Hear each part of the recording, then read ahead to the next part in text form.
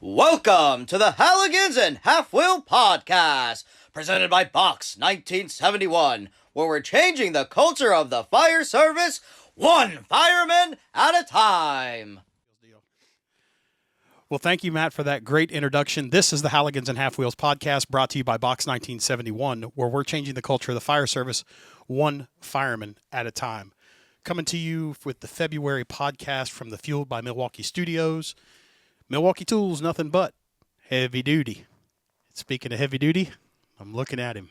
Big John. Hey. How are you, buddy?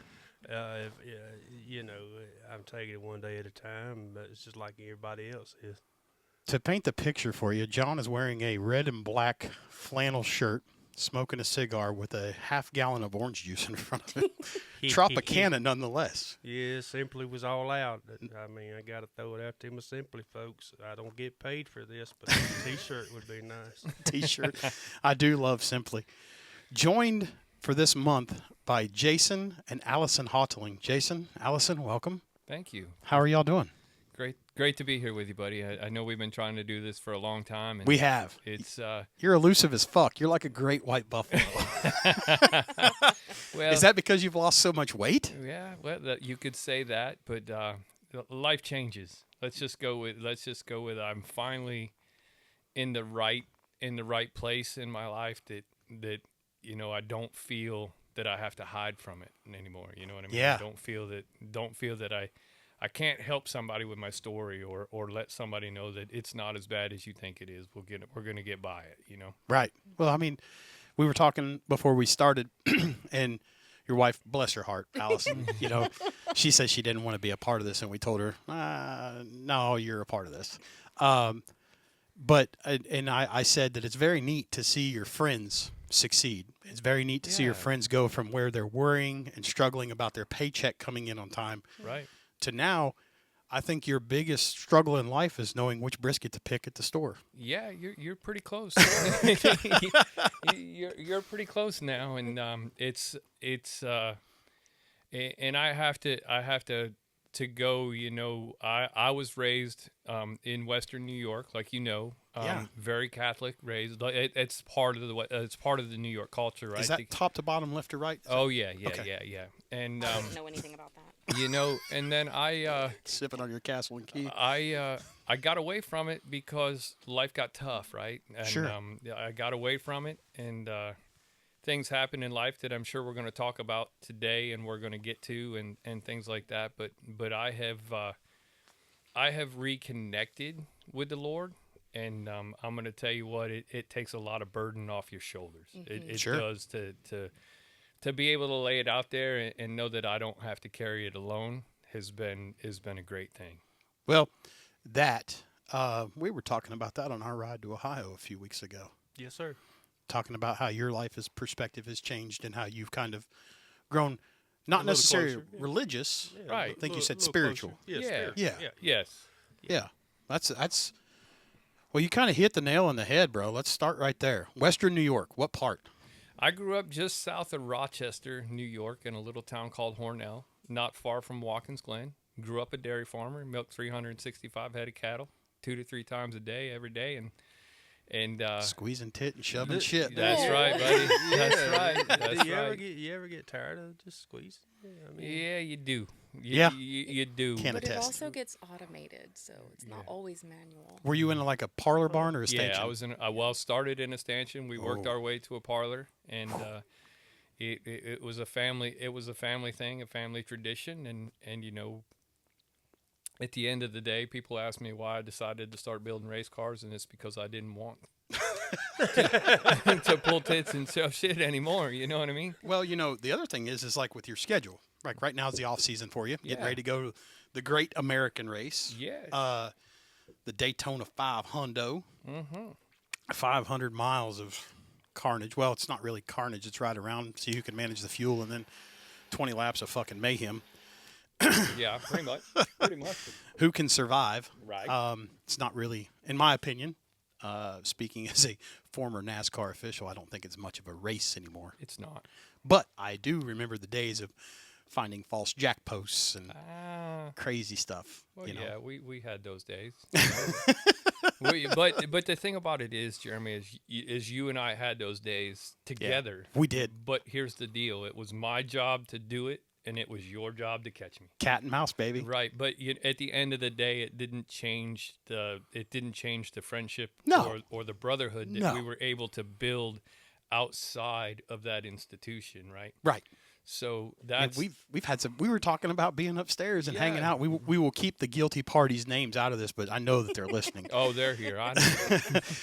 They're listening to this, and you were able to. I remember it like it was yesterday. You dressed down some officials, just like fuck you. Yep. But the thing about it is there are some that understand that it's a cat and mouse game and that I'm just trying to do my job and I'm trying to keep the lights on at my house. Right. Right. But the hardest part for everybody on the outside of our industry to look at is that there's no other way to put it. It's an ego-based sport, right? There's no other way to put it is that there is so much ego running around that garage, and I'm not even going to say that it's so much testosterone, because some of the greatest engineers that have been a part of this deal are women, and some of them are worse than the men. I'll say it, Penske. Yeah, but she was. She's aces. Wow, yeah, she was the deal, right? She's spot on. Yeah, Geisler knew what he was doing. Yeah, he picked the right one. Geisler's smart. But there's so much I want to win, and at that level too, with a lot of the people that I've had to work with or work for is I have to win or I don't have tomorrow. Ooh, that's tough. Right? And it was tough. That is tough.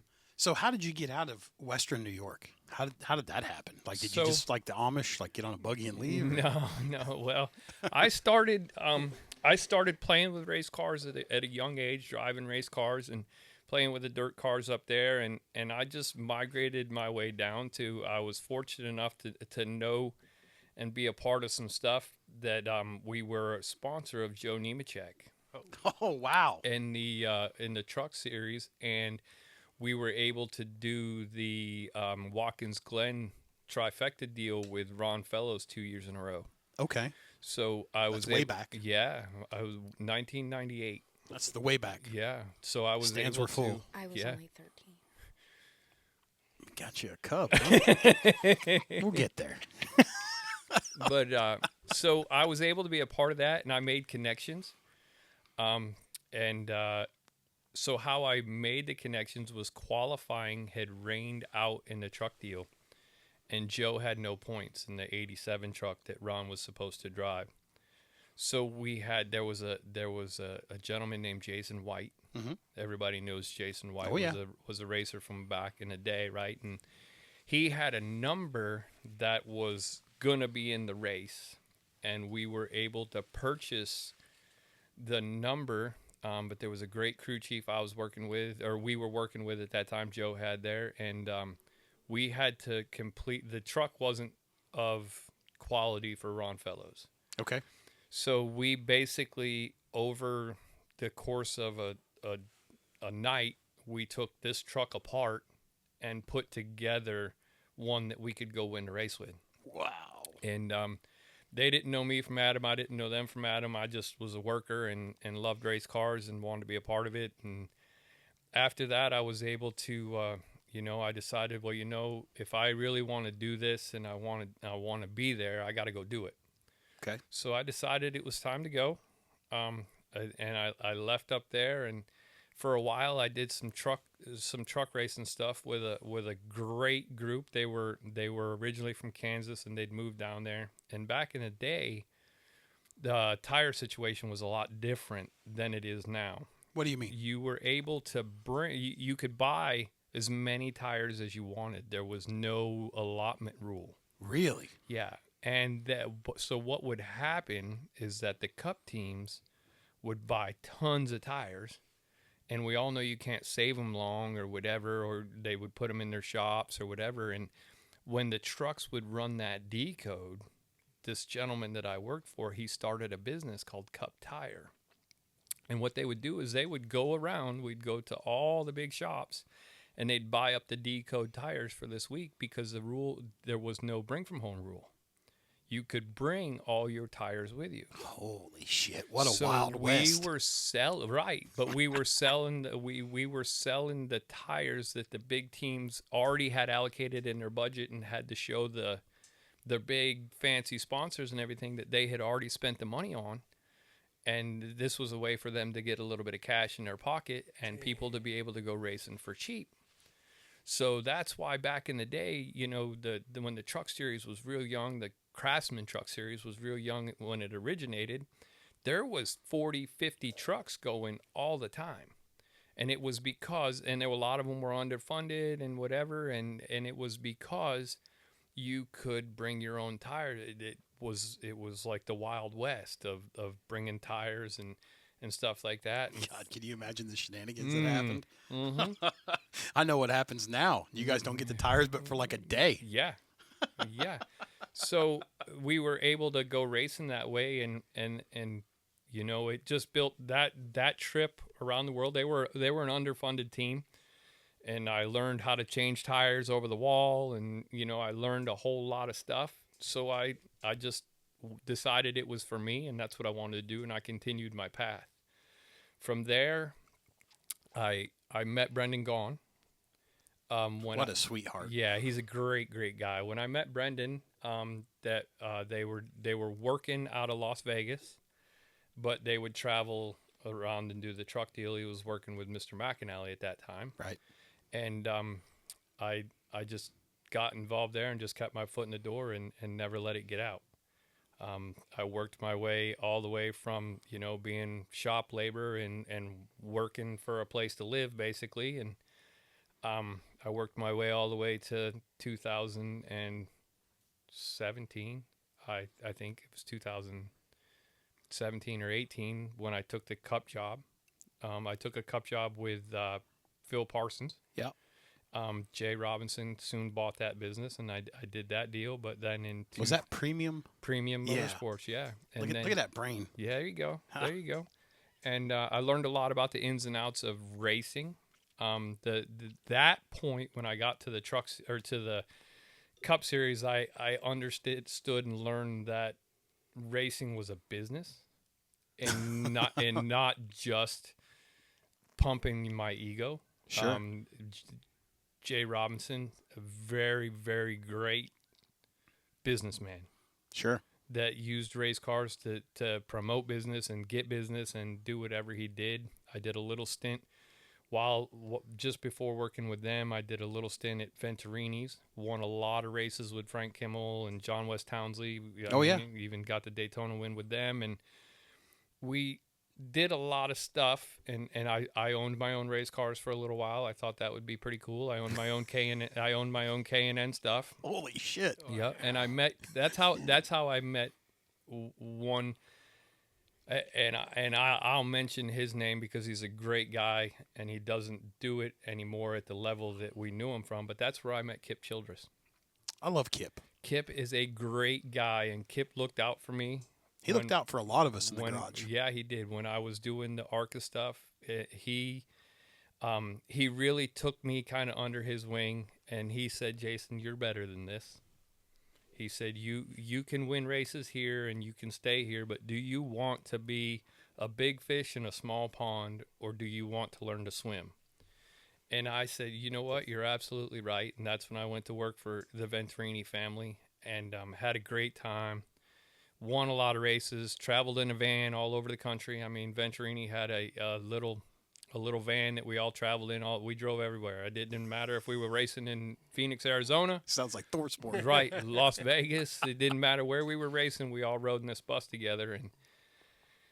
And then I went to work for Jay, and I learned that it was a business, and learned a lot from that man about a business and how racing was. And I wasn't quite ready to settle into that I couldn't be the champion anymore. I'd won championships with Brendan Gaughan. I won races with my own cars. I won races with my own stuff. I'd worked with Scott Bloomquist for a long time early on, and I won a ton of races with him. And it was hard not to be a winner, right? It was To go to the back marker. right? It was hard not to be the one that everybody said, "Oh shit, they came to the racetrack and we're not going to win now because they came." It's kind of fun being that guy. Yeah, it is. It is. And a little story about when I owned race cars and I was working out west. I didn't know that about you, by the way. We went. That's crazy. I worked for McAnally and owned some modified cars and some K&N cars that he would lease, and we would do stuff together. And Never knew that. we went to the racetrack, and he had given me a bunch of kids to work, and I took them to the racetrack in a modified car. I showed up out there, and there was a tubing pile full of tubing and a chassis and some sheet metal and stuff. And he said, "Hey, I want to test this car in a week." I said, "Okay, no big deal. I'm a dairy farmer. Work doesn't scare me, right? You're not going to scare me away by telling me I only got a week to build this race car and get it to the racetrack." So I'll is make that a- hay while the is- sun's Yep, shining. that's it. Is that a challenge? Is Yeah, that- yeah. What are you trying to do? You trying to see if I'm good enough to be a part of this deal or what? And exactly 7 days later, that car was at a racetrack, and we were testing it, and things were going good. Worked with some young kids, in like a driver development type deal with him, and get to the shop, and finally all these kids are like, this guy named Scott Winters, he's won every modified race at this racetrack the last 5 years in a row. You ain't got a shot. You ain't got a shot to beat this guy. I was like, whatever. I've won everywhere else. I can win here too. Right. It don't take but a minute. It's a mindset. Right. And we So- get to the first race. I'm sorry to cut you off. Were you a real life Cole Trickle? Oh yeah. You're gonna do it. We're gonna do it 10 laps your way. We're gonna do 10 laps my way, and we're gonna come together at the end. Yeah. That is a cool barn. I hope it doesn't fall in on I itself. know. So we get to the racetrack the first time we're gonna race this car. Got a kid in it. His name's Steve Cote from up in Canada, and we're gonna go racing. Hot laps goes good. We're top of the board. Everything is great. We're ready to go try to qualify. We're going to have a great time. Well, in practice, Scott Winters busted a transmission. As soon as he busted a transmission, you would have thought that we'd already won the race in our pit area. Every one of them young kids looked at me and said, "We can win this race now. Scott's not going to race." I said, What a mentality. here's the deal, boys. I called them all together. And I said, "Listen, the one that ran his mouth the most about Scott, I said, you are going to go in the trailer and you're going to get the spare transmission." I said, "And while he goes and gets the spare transmission, the rest of you are going to go over there and you're going to help Scott and his dad jack the car up and get it on jack stands." "What do you mean? What do you mean?" I said, "Here's the deal. You guys told me I couldn't beat the best, and I'm not going to race today." I said, "So you guys either are going to do that or you just start packing it up. We're going home." Put it on the trailer. Let's Yep. go. Because if he's not racing, we're not racing. Because I didn't come here to win because the best didn't win. I came here to prove a point, Yeah. and I'm going to do it. A competitor. Right. You're either going to put the transmission in that guy's car, and we're going to go race and see who's the best, or we're not going to do it. That's it. Plain and simple. Wow. Well, we put the transmission in the car. I'm not too proud to say that Scott won. We finished second. Because of the transmission. Well, it don't matter, I'm right? just picking. But here's the program. It took me 2 weeks before we went on a 5-in-a-row winning streak. Scott raced every one of them races. But it was the point that I work hard to be the best.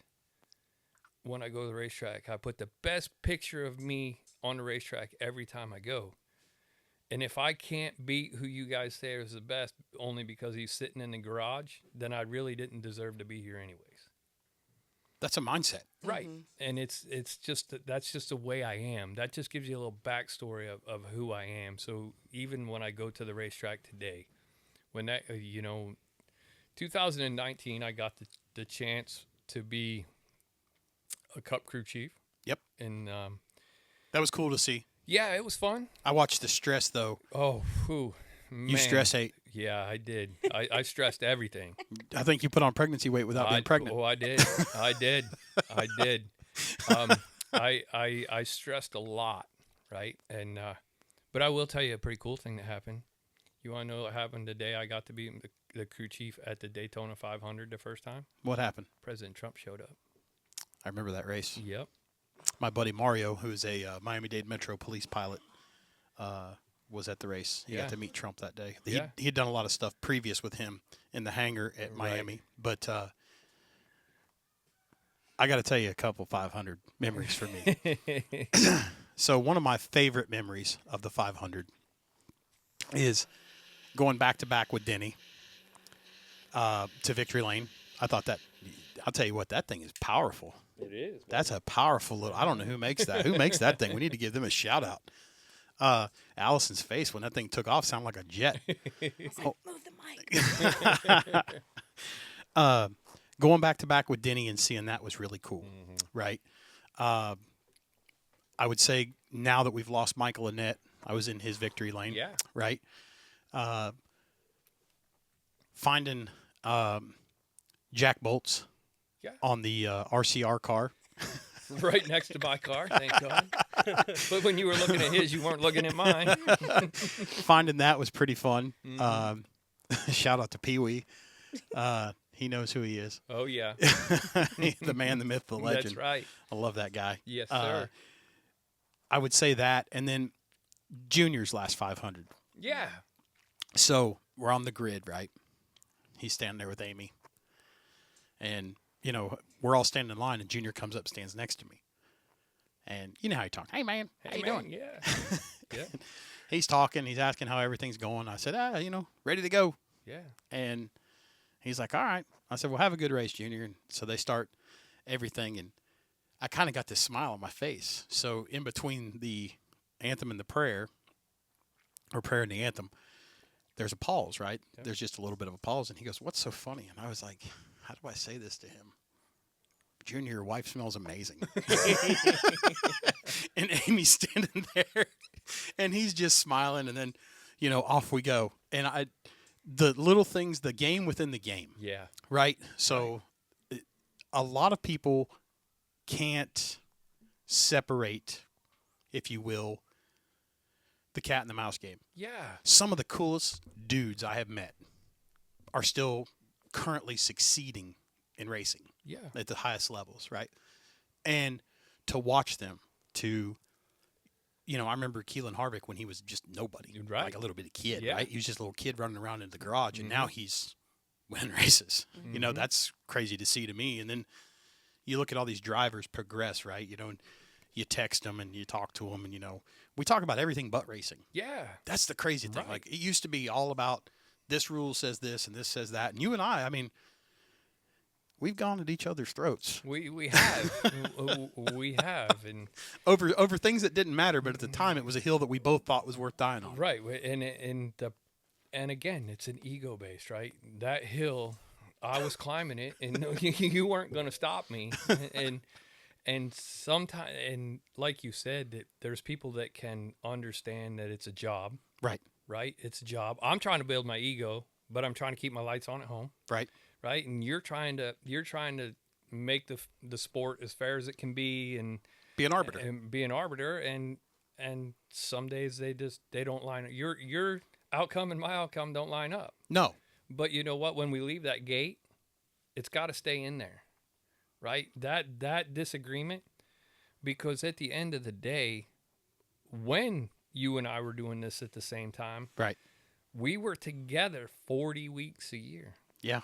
We were together. We spent more time together than we did with our families, because we were getting there on Wednesday, practice on Thursday, qualifying on Friday, practicing on Friday afternoon, practicing happy hour on Saturday, racing on Sunday. We were there, and then we go home, and we do it all again in 3 days. Yep, that's what he and I were talking about. Right. Jon and I were talking about that. He was like, we did it. We did it right there, buddy. We did it all again in 3 days.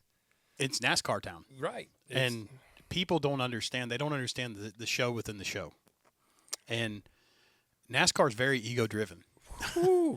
And there's a very I would call him top 10 driver in the sport. That I remember going to Daytona, and we all had supper. We all happened to be at the same place, and we were all like, let's just sit together. Right? It's a meal. Yeah. We're buying our own meal. We're just having conversation.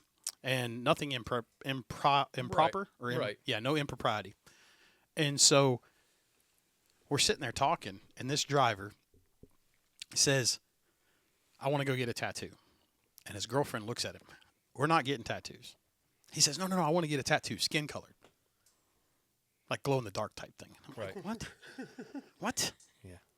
What are you talking about? And he's like, yeah. And, his crew chief, we're sitting there looking at each other. And we're like, how did we go from supper conversation about, I think a football game was on, to this? I think it was a bowl game maybe. Yeah.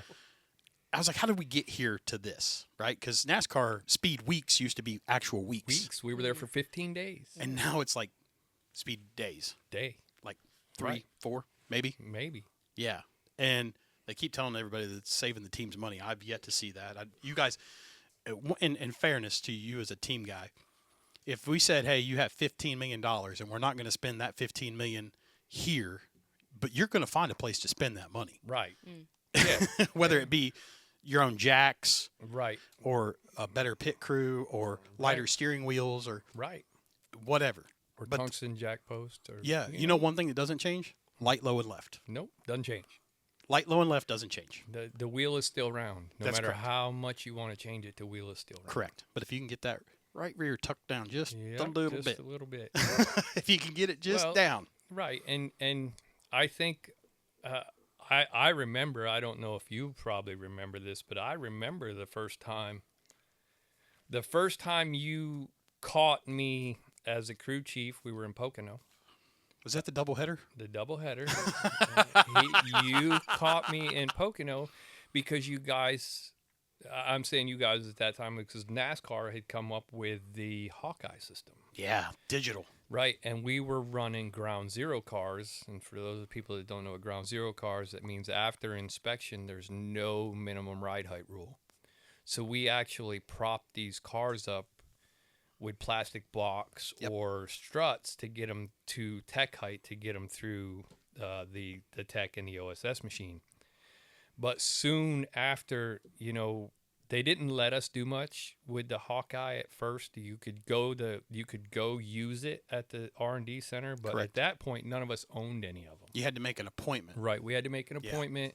You had to go down there, and then there was like 6 or 7 engineers that would sit there and kind of look at your car because it was supposed to be a go-no gauge. It's either going to be red or it's going to be blue and green and whatever, right? So we would go down there, and you keep making appointments, but what people didn't understand is we were making appointments to figure out how to beat that machine.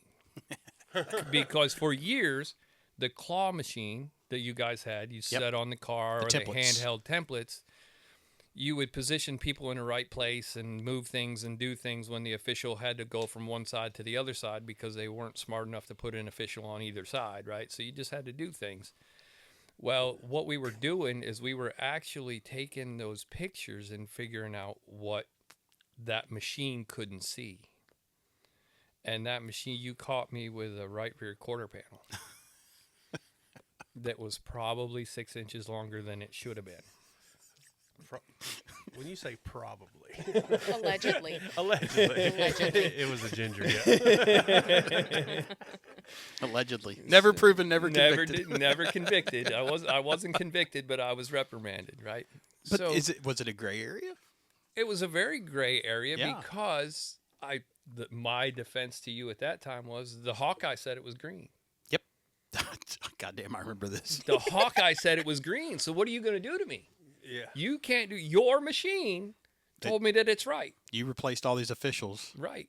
I remember Black Friday when they let everybody go. Mm-hmm. It was in St. Augustine, golfing. And got the phone started lighting up. Yep. Bing, bing, bing, bing. All these people got fired.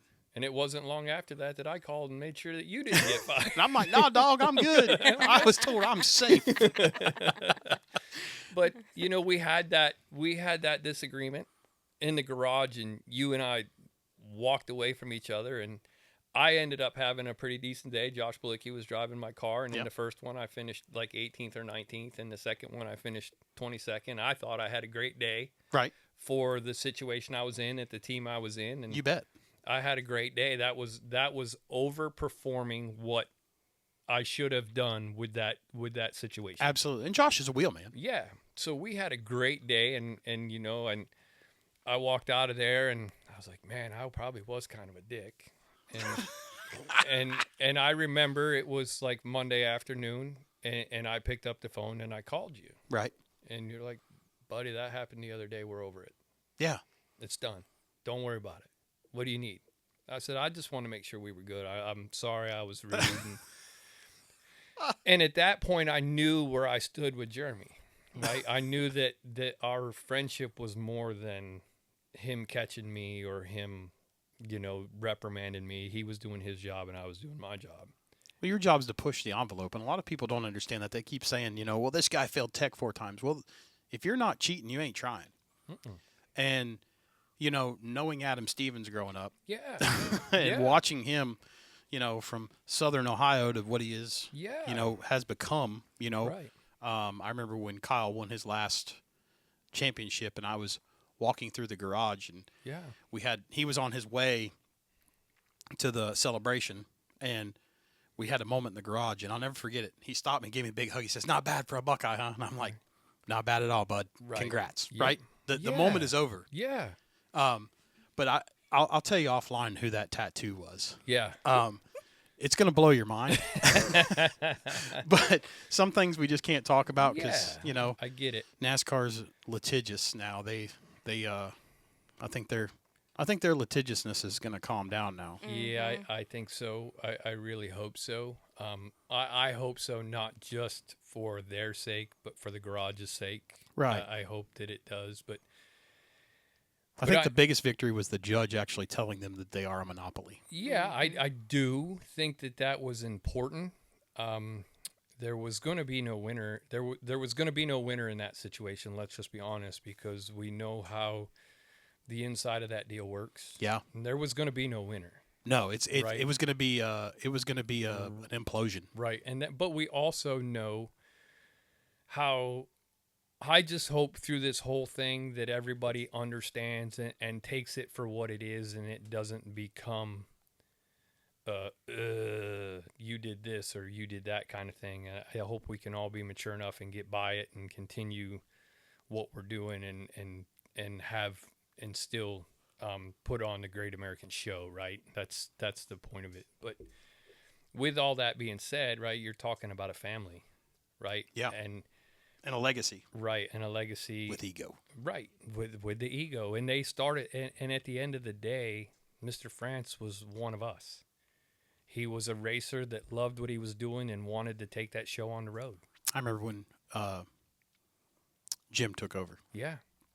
And I remember Watkins Glen when Brian got arrested. And the first words out of my mouth was, "How are we in New York and he's not at the track?" Right. That blew my mind. Yeah. That was a good race too. Yeah. And then it was Phoenix, and I was at an opening, and we had pit stops, and everybody told me that he always wore this American flag phone case, and it was always on his hip, and I had no idea what he looked like. Didn't care. Right. Right. Right. Like, just pay me my money and make sure the plane ticket's there. Right. And got done, and I'm marking. I don't even know if they still do it, but we had to actually log our stops, hand log our stops. Mm-hmm. And I was hand logging my stop. I had 3 cars, both of which got 4 tires. One took 2 cans of fuel, and the other 2 took 1. Mm-hmm. And I was logging all that. And he walked up, and he's like, "That's a good stop, wasn't it?" Yeah. Yes, sir. Yes, sir, it was. Because right. I saw the phone. I quickly read the room, and I was like, had my helmet on still and was logging. And, he came up to me afterwards, and he's like, "How do you like it?" And I'm like, "It's great. It's fun." Right. It's the last race of the year. Everybody's like, "Merry Christmas, motherfuckers." Yeah, it's great. Happy New Year. Right. And see you later. And some of the best people I know work in that garage. Right. I'll say his name, and if he gets mad at me, he can. So he got fired on Black Friday, right? Yeah. And I went back and I lobbied for him to come back. Yeah. Another Joe Nemechek guy, Yeah. Aaron. Yeah. You know, Aaron. Yeah. Aaron was in a rough way. Yeah. And I remember taking a load of lumber to his house so he could. This is back when he was trying to get out of the team and come to us full time, and Right. he was struggling. So took a load of lumber over to his house and said, "Hey, dude, Merry Christmas," you know. And Aaron's a great dude. Yeah, he's You a know, great guy. And a lot of good people have come from that Nemechek tree. Yeah. A lot of good people. I mean, Yeah. Joe, I remember his mom would show up when Yeah. John Hunter was racing, Yeah. you know, and she would always Yeah. have the 87 shirt. 87 shirt on, and but like you said, we were in the garage when Keelan was born and running around, and the story I started this with, you know, John Hunter was 3 years old when we sponsored that car at Watkins Glen, That little shit can drive. and now look at him, look at where he's at, and look at what he's done. Right. Right. Look at you know, and it's. And that's just a testament of, say, so many people will come to you and say, well, why don't you just get out? Why don't you just get out? You can't get out, right? I always tell them that here's the program, boys. I'm too stupid to do anything but build a race car and make it go fast. Because that's you. Once you get in that family or that hole, that's where you are. You get in there, and there are so many good people in there Yeah. that it's hard to leave the good people. Remember when my dad had his heart attack? Yeah. We were at Bristol, Right. and it was during the Bush race, and that's what I'm forever going to call it. I don't give a shit what it is this year. Right. Whatever they call it. It used to be what? Xfinity. Fastest Xfinity Internet. Yeah, that's right. Give me Man. $500. Yeah. That car was as fast as Xfinity Internet. Make sure the check don't bounce. That's right. Why didn't they say when it was the nationwide series? I don't know. No. I just always remember Bush Grand National. Yeah. Yeah. Yeah. David Green. Yeah. Him and his little mustache. Yeah, I love David. I love David. Oh, safety David. He's something. But look at David's boy. Yeah. Austin going to town. Woodshed. Yeah, I mean it's great to see all the family and stuff in there, but I mean, they offered to fly me on a private jet yeah. to see my dad. Yeah. You know, like, no questions. Like, hey, heard what's going on. They all knew during Right. the race, right? Yeah. I didn't have a clue. Right. And they said, hey, you got Sunday off. Because they called me the hauler. I was Right. like, oh, shit, this ain't no good. Yeah. And when you're in the nose of the hauler, that really ain't no Nuh-uh, been there. God. Been there a couple times. good. I was like, what is going on? Right. And, hey, man, look, this has happened. This is the situation. They handled it. I will say this. For being a billion-dollar corporation, Right. NASCAR handled it perfectly. Yeah. Hindsight being 20/20, right? Right. And I said, no, I think I'm going to drive. It was 5 hours. Yep. And they said, well, we can have a jet here in an hour and a half. Yep. I'm like, yeah, hour and a half. And I got to get a rental car when I get there, have somebody pick me up. I'll just drive. So got in the car and drove 5 hours from Bristol. And Luke Lambert called me Yeah. on the way, and he's like, hey, if you need anything, you know, let me know. Mhm. You know, and I was like, damn, you know, like, that dude's solid. Right. Yeah, Luke's a great guy. Solid people, but the side people don't see. Right. And I want to. You're not Rodney Childers. No. You're not Todd Gordon. Nope. You're not who's another big name. I'm not Alan Gustafson. Yeah, Gustafson. I'm not any of them guys. Right. But here's the thing: the difference between you and them is tenths of a second, Oh yeah. and that's what people don't understand. Right. They say that car's 5 laps down. Well, over a 500-mile race, a tenth of a second Right. per lap. Exactly. Or some bad luck. Somebody doesn't put a crush panel together. Next thing you know, you cut a tire. You got to come down pit road. And at Martinsville, that's a death penalty. Right. Yep. Or Bristol. Yeah. So the game within the game and not understanding, you know, that, yes, there are teams in the back that don't have any funding and Right. have no business being there. Yeah. I'll for say sure. that now. Right. But you've never been a part of an organization that just brought a bucket of shit. No. No, there was we- never a bucket. We call it a bucket of fuck. Right. Yeah, that's what I mean, and that you're not saying anything that's wrong, you know, and that's where I had to learn when I went to work and learned that racing was a business. You know, the best thing I had when I became a crew chief after work, you know, I went to work for Rick Ware for a long time. That's right. Over in the And- Thomasville shop, Yeah, right? in the Thomasville shop was where we started, and I was with Rick and Lisa for 9 years, 9 seasons. That's crazy. And we, you know, but that was a family deal. Rick Right. was a very family man, and the boys and the whole deal. And I learned then that I had to understand that there's a race inside of a race. Mm-hmm. I couldn't go beat Chase Elliott and Alan and Kevin and Rodney and all those guys. I couldn't go beat them, but I wanted to show up with the best product I could and win the race that I could, because there was probably 4 or 5 of us back there that were in the same situation. Right. And if I could beat those 4 or 5 cars every week, I was doing my job. And, you know, everybody talks about, you know, people in this sport must make millions of dollars. They don't make millions of dollars. Some of them do. Some of them get lucky. Don't get me wrong. You make a good living and you can make a living at it and you can be comfortable. But my bonus program at Rick Ware's is not what people would think a bonus program was. My bonus program was, my biggest bonus was if my car completed all the laps, if it was running at the end of the race. And then for every 5 spots above that it was running at the end of the race, I got another portion of that bonus. But but to put into perspective how I had to look at going at the race was, I have to make every lap and I have to make every one of them count. So that's tough, right? Sure. And when I became a crew chief, it was like I walked into the first races. That was the deal in Pocono when I walked in there, and you know, I'm congratulated by guys like you and all the officials that were in the garage, and I a guy that kind of watched me the same way you guys did and became really good friends with me was Dave Burns. Mm-hmm. And Dave came up and put his arm around me and told me how proud of me he was. And at that moment, it was like you had come to where you needed to be, right? You had got to where you dreamed of being. Right. And I mean, you're racing on Sunday. Yeah, you're racing on Sunday. You're running a team that's racing on Sunday. Right. But, you know, I don't have to win. I'm here. There's probably a million little kids sitting at home that want to be like me someday, right? Yeah. Right. That maybe not be brave enough to do what I did and leave home and chase your dreams. Right. Right. And I did. So, but I can tell you the day that I walked into the Daytona 500, I probably had at that point, because that was the late Pocono race when I took over for George. Yep. So I probably had 10 races as a crew chief under my belt, 10, 12 races as a crew chief under my belt. And I got to walk in to the World Center of Racing, right? I got to walk into Daytona, the place that I had only ever dreamed about working in the garage, yet alone now I'm a crew chief at the Daytona 500, the race that I used to sit over in them grandstands with my grandparents on pole day, because it didn't cost them anything to take us to pole day back then. And we could sit and watch the race, and here I am. Wow. Right? So it's kind of hard not to get teared up. Yeah. When you walk in there.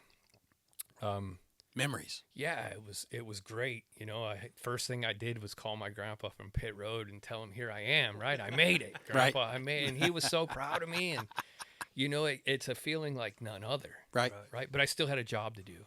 Right. And I get there, and I'm pushing everything I have to push to get there. And I didn't make it through tech. They had a problem with you guys had a problem with the person that was checking spoilers. Mm-hmm. That was when the spoiler angle thing got real big at the super speedways. Yeah. And then the protractor on it. Right. Yep. And so almost everybody failed tech, and before they figured it out. Right? Before they figured it out. So they gave us all one free pass. Well, in the free pass, I missed something, and I get to the second pass, and I didn't get that one part fixed. And there was so many people that failed, and qualifying was supposed to start, and now I failed 3 times. Right. So I don't get to qualify. So I'm heartbroken, knowing I'm in the race. I'm not worried about that. Right. There was enough car. The car situation was right, and everything was right. I had acquired enough points the year before. Right. I'm going to be in the race. But ego says, well, damn, dude, you didn't qualify for your first Daytona 500. Right. And I had BJ McLeod in the car. number 52 Christensen Arms car. Never seen blacker hair on a guy. Never. And so I got my head down and I walked in and Rick pats me on the back, says, "Hey bud, you're fine. You're going to be okay. You're still in the race. We had an unchartered car that we were trying to help get in the race, but we had the duels." Right. And it lined up right, and both of our cars did what we had to do, and we were able to put them in the race and went on, and I got to be at the Daytona 500. And it was a huge accomplishment. But from that day, from that tech day, fast forward all the way through the year, you never feel so judged. Right? You never feel, and I think it probably was a lot of stress that I put on myself and my ego and not wanting to let anybody down and being the best version of me that I can be and still be effective and help these young guys come up and do these things and learn from all these people that are around you. And I got all the way through Phoenix and we had a decent year. We finished all the races and did what we were supposed to do. And I'm getting ready to get on a plane and here comes Doug Yates, Mike Messick, and Jeff Clark, because we were doing the Ford deal. Love Jeff. We were doing the Ford deal, and that's, for the people that are listening and don't know, that's the upper brass of Ford in the racing business. That's the upper brass of who controls what happens. The A engine, the B engine. That's the guys that control it. And for Ford. They came to me, and I was a little upset, a little scared, and well, we just got to tell you that, your little Rick Ware team has the most running at the finishes this year of any of the Ford teams in the garage. Nice. Better than Penske, better than Roush, better than all them, because my little team finished every race that we could. And in the middle of that deal, we actually set a record that's still there. Josh Bilicki has the most finishes in a row, of where he has finished more races in a row than any other driver. It was that bonus program. So that was like satisfying to me. But I still ton of stress. Go to Homestead at the end, and when we go to Homestead at the end, some things happen, some shenanigans happened that I wasn't aware of, and things happened, and we got through it, and everything was good. And when you say shenanigans, what are you talking about? So shenanigans being that weevil shenanigans. That we, unbeknownst to me, I had broken a wheel stud on a pit stop. Yep. And another car had been parked in the garage because it had a gear issue. And this was right after the charter system started. And the biggest prize money that we could win was winning the championship of the unchartered cars. There was a championship for the unchartered cars. The top 3 got paid. Well, the car that was in the garage could actually beat and be the number 1 unchartered car if my car went to the garage. I didn't know that. I didn't care. That wasn't part of who I was. I'm trying to get my bonus money for finishing the race, and I'm instructed to put my car in the garage. You're done for the day. We don't want the $10,000 fine for having a broken lug nut at the end of it. So with 5 laps to go, you're done. Dang. And I did what I was told. Unbeknownst to me, nothing. I never knew this. Didn't know anything about it. Wow. Right? I didn't have any clue. I had a broken lug stud, and that's why Rick said, I'm not paying $10,000. We're just putting it in a trailer. So Monday morning. Business. Monday morning, we flew in Sunday night, and Monday morning I'm over there and I'm unloading the car, and I get a phone call from NASCAR. And you never not answer your phone when it's the Daytona 386 number. You just never not answer it when you're a crew chief, because you never know who's calling or what the deal is. That's right. And I answered it, and it's just a nice, sweet lady's voice on the other end of it. It says, Mr. Hoteling, where are you right now? I says, I'm in Thomasville unloading my race cars. She said, how long does it take you to get to the NASCAR R&D Center? I said, probably take me 45 minutes from here if I go like hell. She said, well, we'll give you an hour to be here then. We need you at West Winds Drive. Yep, you're coming. You're going to be here in an hour. Yes, ma'am. I'll be there. I didn't know if I was taking a drug test. I didn't know what was going on. Yeah, they don't play with drug-free sport. Nope. Yeah. Nope. I didn't know, right? Right, Because I've seen the situation where they give a guy 20 minutes to get to the RE trailer to take a drug test. That's I've right. seen that, right? I hated that random stuff. Right. I mean, never been a user, but godly. But so I get there and I walk in to this where she takes me to an upstairs conference room, and I walk in the room and the who's who of NASCAR. Let me guess. Scott Miller. Yep. What series? Cup? Cup. Richard Beck. Richard Beck. Elton Sawyer. Elton Sawyer. Chad Little. Yep. Did more for John Deere than any other driver in the world by scattering John Deere parts all over Everywhere. racetracks all Yeah. over America. So you've got was Mr. Hoots in there? Hoots was in there. Mr. Helton was in there, and Mr. Phelps was in there. And I walked in, and I probably turned white as a ghost because Kip looked at me and said, "Jason, how you doing?" And Jay, it was because Jay was Jay Fabian. Jay was the head of the garage at that point. Don't trust him to watch your dogs. And I looked at Kip and I said, "Okay." And then Elton looked at me, "Hey, Jason," and Scott and Mr. Helton and all these guys, "Hey, Jason, hey, Jason, hey, Jason." And finally, Kip says, "How are you?" I said, "Well, I'm going to tell you, I've been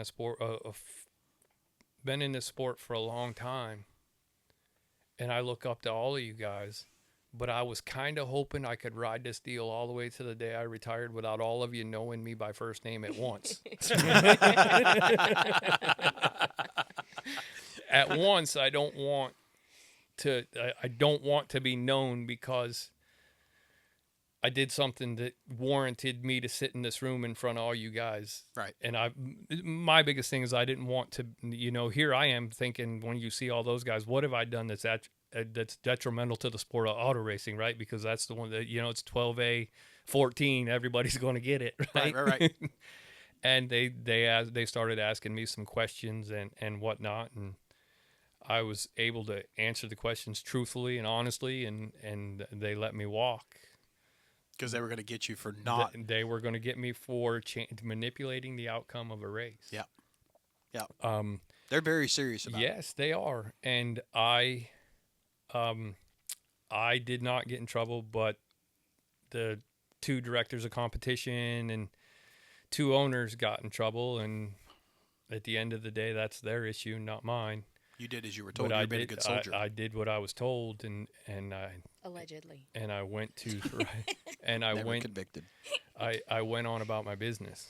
Right. Did that lead to struggle and strife in the team? It did not. It did not. It probably led to a little bit of financial burden. I would imagine because that was a couple $1 million swing that turned into a $600,000 fine. 10,000 looked a lot better. Right. But I'd write that check. yeah, but they weren't. So it all ended up, and it went on, and I showed back up at Daytona and didn't have any issues, right? Nobody held it. None of those guys that I had to go sit with in that room, or none of the guys that had told me to do what I did, ever held it against me. Sure. Right? So I felt good about that. So that was a tough moment. That was a humbling moment in my sport, in the sport for me. Sure. Right? You learn how much money we're playing with now, right? Yeah, you're playing with house money, Right. but it's real money. Right, it's real money. So that kind of set me in a different direction. And I continued on, and I'm still there, and I'm still going, and I've worked my way from having to be that team where the bonus money is to finish everything, and it's worked my way up to, I've gone from managing my expectations from one way to have to manage them another way now that I'm with the team that I'm with now and the group that I'm with now, and I enjoy that I don't have to make an appointment at a Hawkeye, push car across shop, put it in a Hawkeye because we own our own. Right. I don't have to take the car to a bodybuilder and hope it's back in time to race again because I got 30 cars at my disposal and the body shop's right over there, and it's going to get the body taken off it every time you race it anyways because we're going to measure it and make sure it's right. And Right.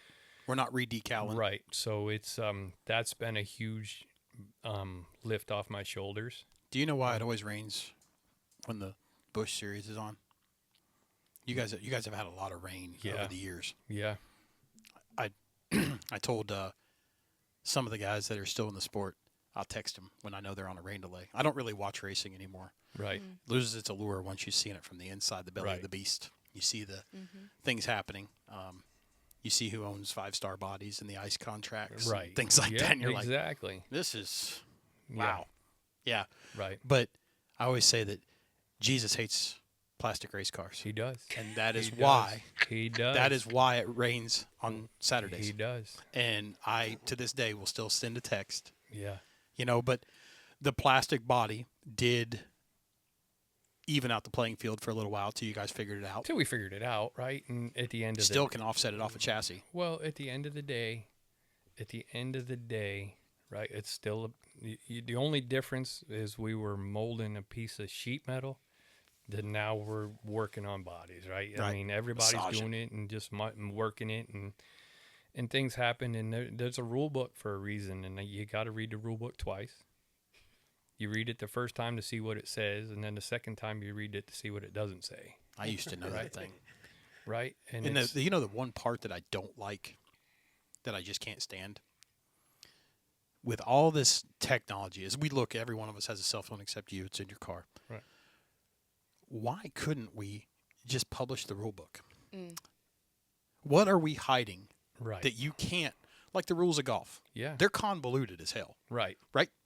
But they're made so people understand them. right, So when they say subject, 13.2 dash whatever subsection H, right. they can go to the rule book on the website and go, oh, okay, That's so what it means, I don't understand the technical jargon, right, but at least I can read it for myself. right, If you're going to conduct business, why wouldn't you conduct business out in the open? right. Well, and Not you, but it's funny you say that because for years, Jeremy, I started getting my NASCAR license in 1994 when we were running the Featherlight Modified Tour there, which is now the Wheeling Modified Tour. ground pounders. When you filed for your NASCAR license in the mail, you would get a manila envelope, and in that manila envelope had a letter from NASCAR. It was probably just a form letter that everybody got. You had that. You got the little card, your little license card, but you got a copy of the rule book for that series. The actual rule book. Everybody got an actual rule book. I gave my last one away. And officials would walk around with them they would walk around with them in their pocket. That's correct. And when we did something that they didn't like or whatever, they could open that book and right here. Now it's on the tablet. Now we got to wait because you have to go over to the tablet. And if you're not smart enough to understand some legal BS, it's hard for even the officials to find what To they're interpret. looking for Correct. to get to the right part of the rule book, because what they call it on the platform is not what they call it in the rule book. Right. Right. Right. Like when what was it used to be called? The valence. Yeah. Yeah. And then for a long time we were molding and shaping side skirts. And you walk through the garage and everybody knows what a side skirt is, but the rule book knows what a rocker extension panel is. That's correct. Right? This sounds like some OSHA, ANSI, NFPA stuff. Oh, you know what NFPA stands for? Not for practical application. And that's true. That makes Right. so much sense now. It makes. I mean, he is 100% right. Though we would, your car would come in on blocks in the Cup Series, right?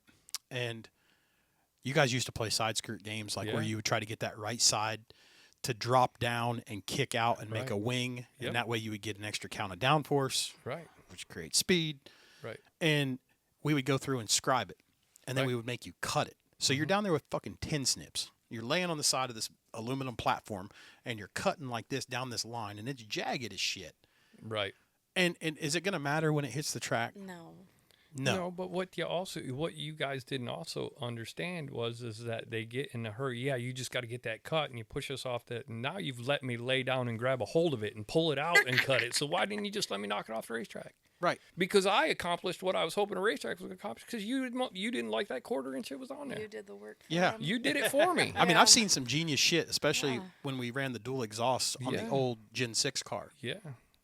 There was some fucking games played. Tomfoolery. Oh, shenanigans. You know, Yeah. I worked in the back of the car a lot. Yeah. And I did a lot of the front of the car. And like I didn't do much chassis stuff, but I did the splitter and I did the deck lid back. And I will tell you, some of the things we found, like on the 4 car, Yeah. my God. Windows, springs and screws, like you could yeah. like you could come up to the window on the A post and you could crunch the whole windshield down. Yeah. And then what it would do is it would offset the air to make the air go to the rear, right rear. Mm-hmm. I mean, it was just the Physics. and then the bracing. Yeah. They made braces to fail. Right rear quarter panel, there had to be a bracing. There wasn't supposed to be more than an inch tab. Sometimes you'd see a 6-inch tab, and what that would do is it allow that to collapse, Yep. and it would create that pocket. Probably did some of And that. there was and there was He didn't. You didn't think he did it. The son of a bitch did it. He did it. Allegedly. I remember stop by and see you in the off season. Yeah. And everybody scattered in the shop as soon as I walked in, because I walked in the back door. Like I was a welcomed guest. You're Yeah. the safety guy. And I walked in, and them some bitches scattered. yeah. Everybody Cockroaches. Like shit went over cars. And I'm like, I could care less, man. I was just in Thomasville visiting Phil, who's a Right. founding member of this business. Yeah. Right. And I just stopped by to say hey to my buddy. Yeah. I wasn't like, I wasn't there in an official capacity. I could have Right. cared less what they were can't doing. do anything in here anyways. Well, them some bitches. Well, I'll tell you, racers. Well, you guys got a different mentality. Yeah. Sketchy. Sketch, you So, bet. but I mean, and let's just not hide the fact of what this whole conversation is meant for, right? Is Right. You have to have a life outside of this deal. It consumed you for a good right while. It consumed me for a long time, and I met one of my childhood heroes.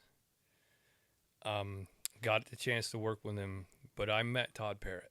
Yep. Childhood hero, right? Yep. Dale Jarrett winning races. I'm going to be a crew chief like Todd, right? And I got to meet Todd, and I straight up asked him. I said, Todd, how do I get over feeling like everybody's watching me and I'm not doing well enough, or I'm letting people down? He said, Jason, you have to understand that as a crew chief, you're going to make probably 100 decisions today. Some people are going to like them. Some people are not going to like them. Some people are whatever. He said, but you have to make them, and you have to live by them. You have to live by it, and you have to die by it. Do I need to pit right now to take fuel? Do I not need to pit? Do I need to take tires? Do I not need to take tires? What do I need? Do I wait until that guy pits? Do I do this? Do I do that? And there's a lot of decisions going to be made, and you have to make every one of them the best of your ability, and you have to live and die by it. You can't go back tomorrow and say, well, I should have done, because I should have done didn't do it. The watch we all have, Yeah. it only goes forward, it never goes back. So we can't change what happened yesterday. Yeah. So let's just figure it out, and you'll be okay. And I kind of took that mentality, and I had to put it in life, right? Even when I leave that garage, when I go home, I have to make decisions. Some decisions aren't going to be good. Some decisions aren't going to be bad, but they're my decisions because I can't change what happened. The only thing I can change is what's going to happen, right? That's the only thing I can change. So for a while, I got in a dark place. Can I say something? Yeah. You made it difficult to be your friend. Yeah. And it was tough to watch someone who you've gained respect for as a competitor, right? Who understood the cat and mouse game, Yeah. that didn't take it personal. No. There are people that to this day, I guarantee you, if I walked up to them, I walked into KBM when it was still KBM, and Jimmy Villanueva. He and I are. I love that guy. Yeah. And I've caught that son of a bitch cheating a lot. Yeah. He's another one. He's like you. Right. I pick up the phone and call him. Rich Lucius is another one, right? But those guys have maintained, like when my dad passed, they were, Yeah. they're a part of things, right? Sweetheart people. Yep. And you can't fudge character. Nope. And sometimes you have to give people enough space to figure their shit out, Yeah. right? You do. And I think, we joked when we opened this episode about how you were tough to nail down. I'm a firm believer that we probably wouldn't have had the same visit 2 years ago Absolutely not. that we're having today. Absolutely not. Because the first words out of my mouth is, son of a bitch, you look healthy. Yeah. Right? Like you see pictures on Facebook and whatever. Hey, we're happy, right? Right. But to see you not stressed, Yeah. not bloodshot eyes, not jittery as fuck, can have a conversation. Yeah. This is the longest I've ever seen you sit still. Yeah. You're absolutely right. We couldn't have had this conversation Yeah. 2 years ago. I don't want to say matured, because I don't ever want anybody to think that I wasn't mature in trying to do what I was doing, but I think I was just oblivious to the person that I had the situations I was going through. And as you know, it wasn't just racing situations. No, personal. It was life everywhere. And you talk about people looking at you. Right. And everywhere I looked, I felt like they were pointing at me or looking at me or judging the decisions I had to make or wanted to make, and it was tough. It was really, I got in a dark place. I mean, no secrets. Yeah. I was married. Yep. I was married for 10 years. The math never mathed. No. Not for me. So I was married for 10 years. I go to a race on the West Coast. Well, I guess you have to put it all in context that, I'm a crew chief in the Cup Garage and in the business. And of course you want to be able to enjoy that and share that with your family and friends. And fortunate enough that you can, you get to travel the country and see a lot of people and whatnot. But my, at the time, wife thought that she needed to be a part of it, right? It was still a novelty to her. To me, it was a job and a challenge. To her, it was a novelty. And it was like she was a crew chief's husband. Her husband was a crew chief. Right. Yeah. That she wanted to be just as important as he was. Had to go and be a part of the crew and had to go over the wall and had to do all that stuff, right? And so at that time you're trying to focus and be a husband and do the right things, but you're also trying to focus and be the best that you can be at your job. Right? So I got in a dark place. And Portland, Oregon comes up. First race. Gonna go to Portland, Oregon. Yep. Gonna go to Portland, Oregon. Fly out to Portland, Oregon. Race. Carl Long, Timmy Hill. Myself. Timmy. We're going out there. We're gonna have fun, right? I love Timmy. Yeah, we're gonna have fun. We're gonna do our thing. Get on a plane, come back home, get to the house, everything's gone. Everything's gone. There's a letter on the counter. I had to go. On and on and on, whatever. What do you do? Right? Never been alone. Right? You get, and what I don't say that in a bad way, but never been alone. Because now I was traveling and she was with me, and I've never been alone. That was tough. It was tough. It was hard. Tough conversations had to be had. Yeah, they had to be had, but then when the truth came out, it got even tougher, right? When the whole story came out, it got hard. it got real hard in my life. It got hard at work. It got hard everywhere you turned. It got hard. So at that point, you and I had a lot of conversations. A lot of them. And I was mad. At first, I was really mad at the situation that had happened, and I wanted. Can I speak about it? So you're not. Yeah, you All right. can. So, full context. We live about 2 hours from Martinsville Speedway, hour and a half if you drive like me. And everybody was like, "Hey man, come to a race. Come to a race. Come to a race." And when you get out of the sport, you just kind of like what you talked about earlier. What do you do?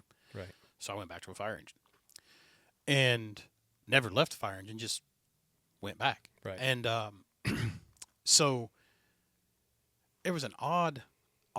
You were on top of the box, and we're middle of the race on Sunday, and you let me sit on the box with you. And for those that don't know, to be inside the NASCAR garage, you have to have what's called a hot pass or a hard card. My hard card when I left was taken, but I was able to get an SEL, which is a hot pass, and you're able to go in the garage and do anything. You just can't touch race cars. Well, I had no desire to touch race cars. Right. But there were people that thought that I was there to like double agent spy shit. NASCAR's not that smart. No. So we're sitting there, and I'm watching this unfold. There's an official, race official in his uniform, and he's hanging around the pit box. And I get down, I get me a water. I got a picture of me smoking a cigar with Jim France. And I walked up and down pit road and saw some stops and looked at some people and talked to some friends. And there was a guy, and I can't remember his name.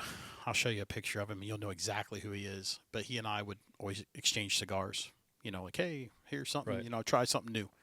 And kind of like what I gave you, Right. pack here, try these out. Let me know Yep. what you think. And I came back, and that same official was sitting in the same box next to your ex-wife. Yeah. And I was like, knowing the inside, we're not supposed to be chummy like that when you're on the race day. Like, it's one thing to have a conversation. Hey, did this, deliver something to the crew chief, a message, we need to replace shocks, something crazy, right? But it was out of place to me. It made my spidey senses kick up, right? So, race is over, everybody's taken up. I mean, my little band of misfits, and those misfits know who they are. Yep. We we stopped by the optical scanning station, which is Hawkeye, and we took a picture together. Yep. And that was the last time I saw you and her together. Yep. And I was like, that's weird. Like, this interaction between this official and this woman was weird because they were texting back and forth, and she was pretending to read a book, but her phone was in the book. Gross. And I was like, this is odd. And knowing this individual, the official's backstory, I was like, this just doesn't seem right. Like, this kid's as awkward as can be. Like, just awkward as sin. Like, backwards as fuck. Yeah. And Bass backwards. well, I mean, There it is. John, I think you can agree. You get to go to enough calls for service as a fireman, you start to learn people. You learn idiosyncrasies and behaviors and the inability to maintain eye contact when somebody's trying to be deceitful. Right. And that was our business, was to look and see who was being deceitful. Psychology. Yeah. So it never sat right with me. And then the conversations that you and I had post this, when you came home and there was nothing. I mean, Right. What do you do?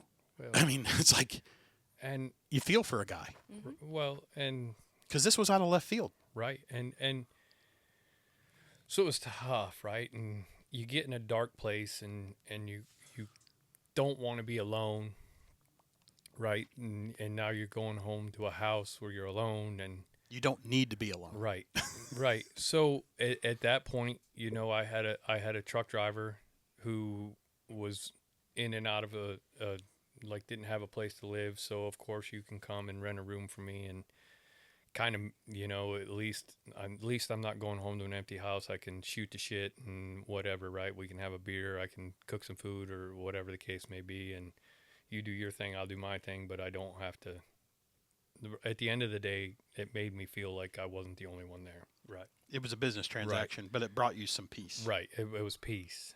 And time goes by, and I didn't, you can't stop, right? So I just keep right on racing and doing what I'm doing. And it was tough. It was hard. And then I finally got to a point where I was like, I don't want to be a miserable old man and die alone. And, are you ready to do different things and whatever? And I was in a pretty dark place and had some really bad situations. And if it wouldn't been for Nick Terry, we may not have had this conversation today. Sure. But MRO and Nick, what is that? Motor Racing Outreach. Yeah, thank you. Phenomenal organization. Yeah. Nick, he started calling me on the phone and checking on me and talking to me and pointing me in the right direction, and it was good. And I said, well, here's the deal. We were off it was when they had the first Olympics break for 3 weeks. I think we were off or something like that. Yeah. And I said, well, here's the deal. I'll put myself out in the dating world, and if I'm not ready to move on, I'll feel like I've done something wrong if I go out on a date, right? I'll feel like your body's going to know whether you did something wrong or you think you're doing something wrong or whatever, right? So, lucky enough to online met Allison, and we talked for a couple days, and she's like, you know what, let's go out and have some dinner. You a sushi fan? I said, yeah, I like sushi. So I met her up in Greensboro because she was working for PPG at the time in Greensboro, and we went and had some sushi and some long hard conversations. And I told her the situations and things that I was going through and had been through, and she kind of did the same, and here we are. But talking about Nick, right, at that point, I had lost my way as far as my Savior, right? And I grew up a Catholic, and Not your Savior, your relationship. Yeah, I was baptized as a young man because I was Christian, and that's what they do. Right. Your parents decide that they're going to dedicate your life to the Lord when you're a baby. And I felt like I got away from it, so I went and sat down with Nick and I asked him to baptize me. So he agreed to it. He did. And to be honest with you, I got baptized at Michael McDowell's house in his swimming pool. With Michael and Nick baptized me. He's such a sweetheart of a person. Great guy. I always love how he stands with his hands together in front of his waist, and he kind of sways back and forth.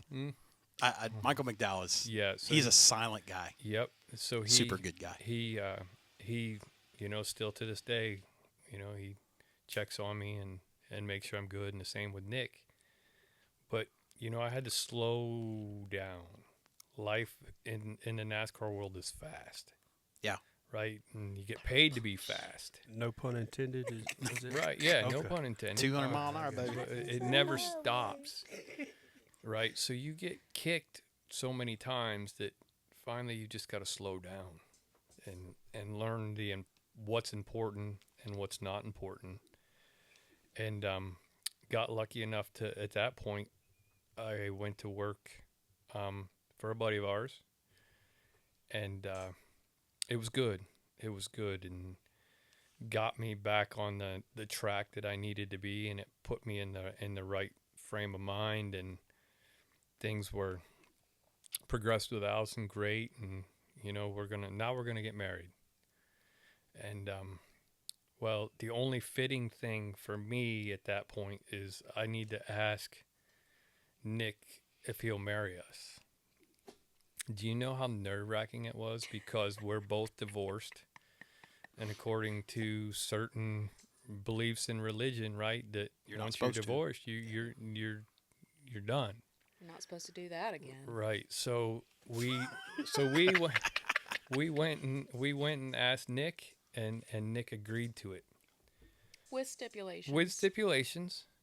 He said we had to go through some counseling with him and his wife Amy for a while, and we did that. And when I mean by we had to go through some counseling, there was some stuff he had us do online, and we met a couple times. But when we met with Nick, it was like, come to our house.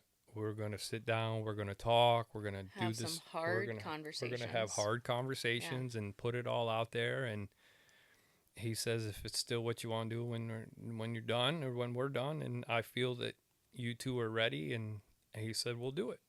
It's called accountability. Right. Absolutely. Right. Yeah. People don't like that anymore. Nope. So we did it. And when I say we did it, we went up there. Nick's got great children, and they made us dinner and served the dinner to us, and we had a great time, and couldn't have been any more pleased with how it all went and everything. And then you get to the point of, well, NASCAR's a different thing, and you know, now Allison's got to go tell her family that I work in racing, right? And Well, they already knew at that point. But and it's hard to tell somebody you work in racing. Can you get me tickets? Well, that happens all the time. But it was, how do you tell a dad that you've had a couple of conversations with that has buddies that used to race on the East Coast that only knows short track racing, right? He doesn't know that there's a real business. Yeah, the local short right. track. So how do you go tell this guy, hey, I can take care of your daughter, right? I have a job and I can take care of your daughter. So I talked it over with Allison, and I said, hey, let's get married at the racetrack. Charlotte Motor Speedway. Charlotte Motor Speedway. She said, okay, what are you thinking? I said, well, here's the program. If we can get everybody in town on a Friday night, we can rent a banquet room kind of hall thing. We can have like a reception. Everybody can be there, and they can stay in this hotel, and we'll rent a van or whatever. And that was some interesting planning. I'll get them all I'll get them all garage passes. We were only inviting 20 people. I said, I'll get them all garage passes, and they can come and see me work on Saturday. See what I do. He's making me feel fucking terrible. What? See what I can do. And he then invited me, and I couldn't go. So You didn't miss a meal on Friday night, because that's a whole story. yeah, that was a wreck. Yeah. But so now I'm going to bring them all to work on Saturday and show them what I do. Right? So we make arrangements. I get hot passes from a bunch of friends help me out, and I got them all in there, and here we go, and we're going to see the race, and on Sunday we're going to get married in the MRO suite above the racetrack. What did you ride in on the pace car? Or how did you go? She had a Home Depot, like that movie Out of My League. Yeah, yeah. I have to tell you something real quick before you go on that. I remember the first time Jason called me, and we hadn't talked for probably a month or two. And it's funny how you can like have friendships with people and you just pick up, and everything is just as it was. What's up, buddy? And he's like, I got some news for you. I was like, what's that? He says, I was actually sitting right up there having a cigar. Surprise, surprise. And he says, I met a girl. I said, you met a girl? Yeah. Well, that's good. I was like, so you're not gay? And we laughed. And he started, for the next 20 minutes, I don't think he came up for air. And I was like, okay. And so then he messages me, and it was in the middle of the season, I believe. Yeah. And you're like, hey, man, I'm getting married. Can you come? So, of course, living by a shift calendar, I start looking. I'm like, can't do that. Yeah. Like, I just can't make the turnaround happen, right? And I felt really terrible because when you see somebody, like, here, right, and then they just fall off the cliff, and you're like, fuck, right? And you stop by the race shop, and you see them, and you have a conversation, and they're masquerading like everything's okay. Mm-hmm. And then you see someone truly, I don't want to say rebound because that's terrible context, but you see them come back, bounce back, I guess, and you're like, all right, he's going to be okay, right? And then that's where I learned that you were not the OSHA police, but you did, and immediately my grandfather, back when PPG did Pittsburgh plate glass. Oh, yeah. So my grandfather was the industrial fire chief. So actually, I've got his coat and stuff upstairs. He At the was fiberglass plant? no, the glass. Okay. Like they made actual Right, plate right. glass, Yeah.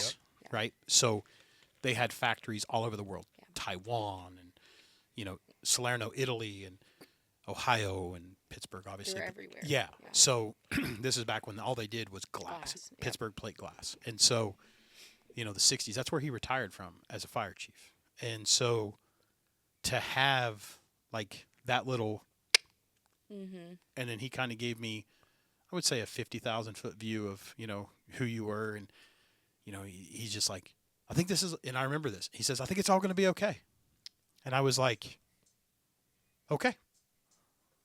And this is before you were going to get married.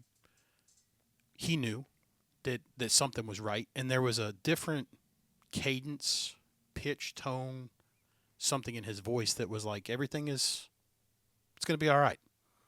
And as his friend, who has been involved in his life for a decade, you're like, it brings you peace inside, right? Take a sigh of relief. Yeah, because you worry, like, Yeah. things were dark. Yeah. It was dark. It was East Side Durham dark. Oh, Lord. Bad. No street lights. It was bad. It was bad. So to see that come full circle, right? To see you enter in and to see like I get a kick out of watching y'all post spices and shit on Facebook. See, I watch, I know.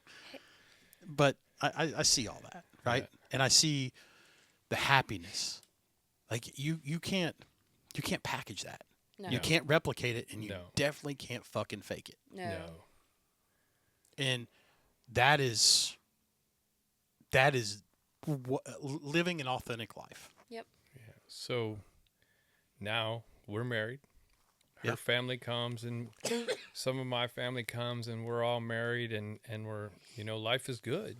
Life is good. She decided we were 6 months into marriage, maybe 8 months, something like that, and she decided that there was a different opportunity in her field, so she took it with a different company. Step up. It was a step up and move in the right direction, and we're good. She's doing her thing at work, and I'm racing, and I'm not gone all the time now, and I'm still a car chief, but I'm in a better situation now where I'm not working 19 hours a day. And Explain what a car chief is for everybody that's listening.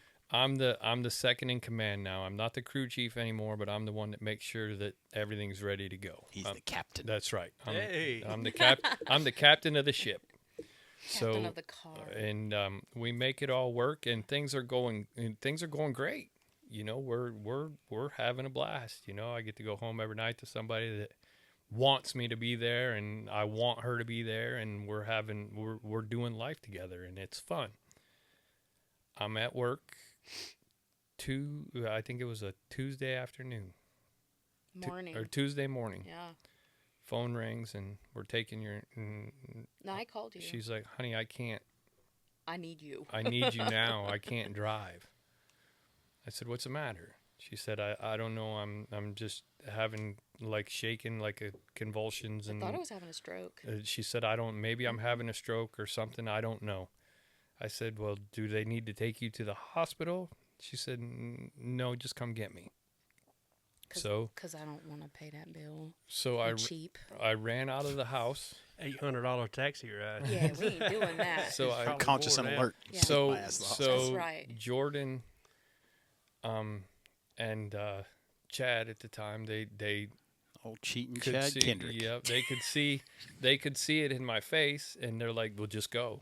So I ran out of there, and I ran up and I got her, and she was doing okay, got home and it wasn't good a couple times, and we made some doctor's appointments and went to see some doctors and some things, and just didn't feel something was right.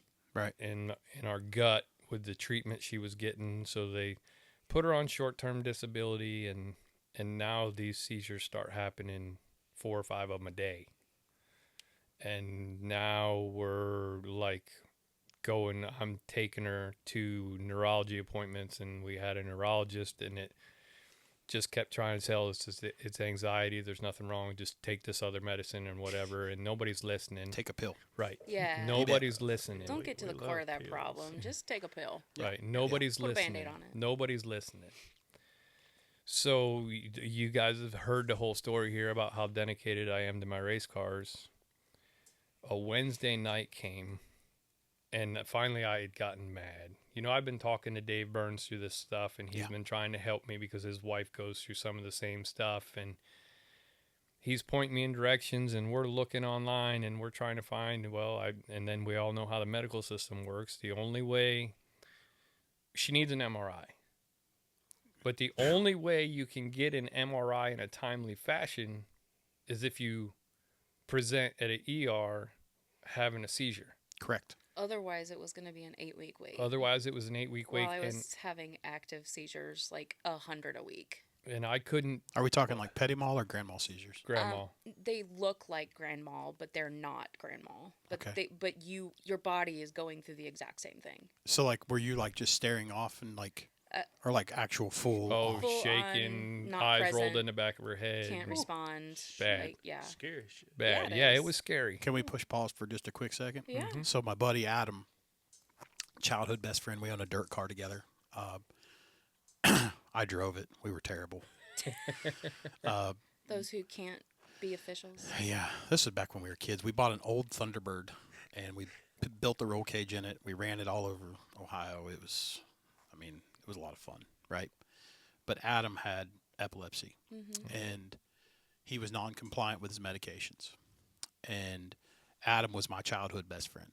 We rode bikes together. He played football. I played baseball. We got into all sorts of shenanigans. So the natural progression as adults is you're still best friends, right? Right. And Now you just do grown-up shenanigans. yeah. So we bought this race car, and he was a smart son of a bitch. I mean, because they would limit on what we could do. So like we were stuffing shocks with rags and all sorts of shit.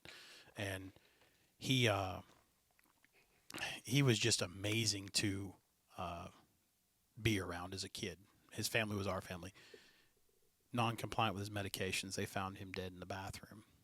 And I never will forget when I moved out west. I asked him if he wanted to go with me, and he said no. And people that don't take seizures very seriously, they're just like, oh, Band-Aid, Band-Aid. If he was on his meds, he was fine.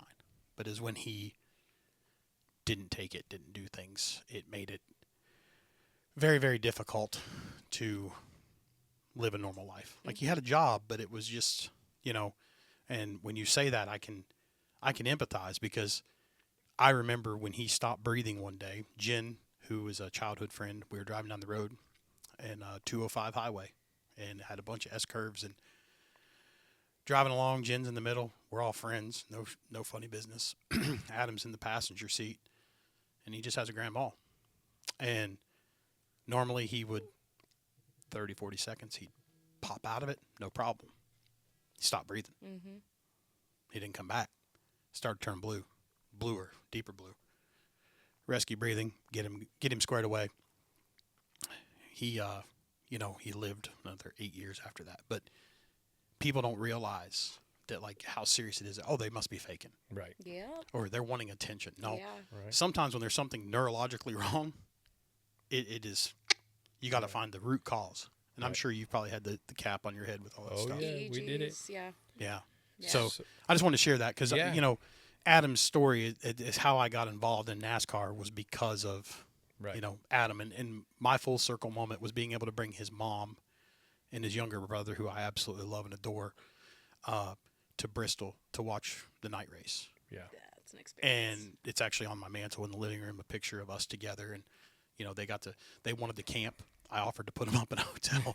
They wanted to camp, and they got the full Bristol experience, right? Right. The night race. And it was just something for me, it being able to say, hey, come into my world and take a peek behind Right. the curtain, right? But I just wanted to say his name because it's important for me to. You got to Yeah. remember. Yeah, I mean, I'm thankful for the memories. We used to run the 67 car because 67 was his favorite number. So Right. That's Yeah. so cool.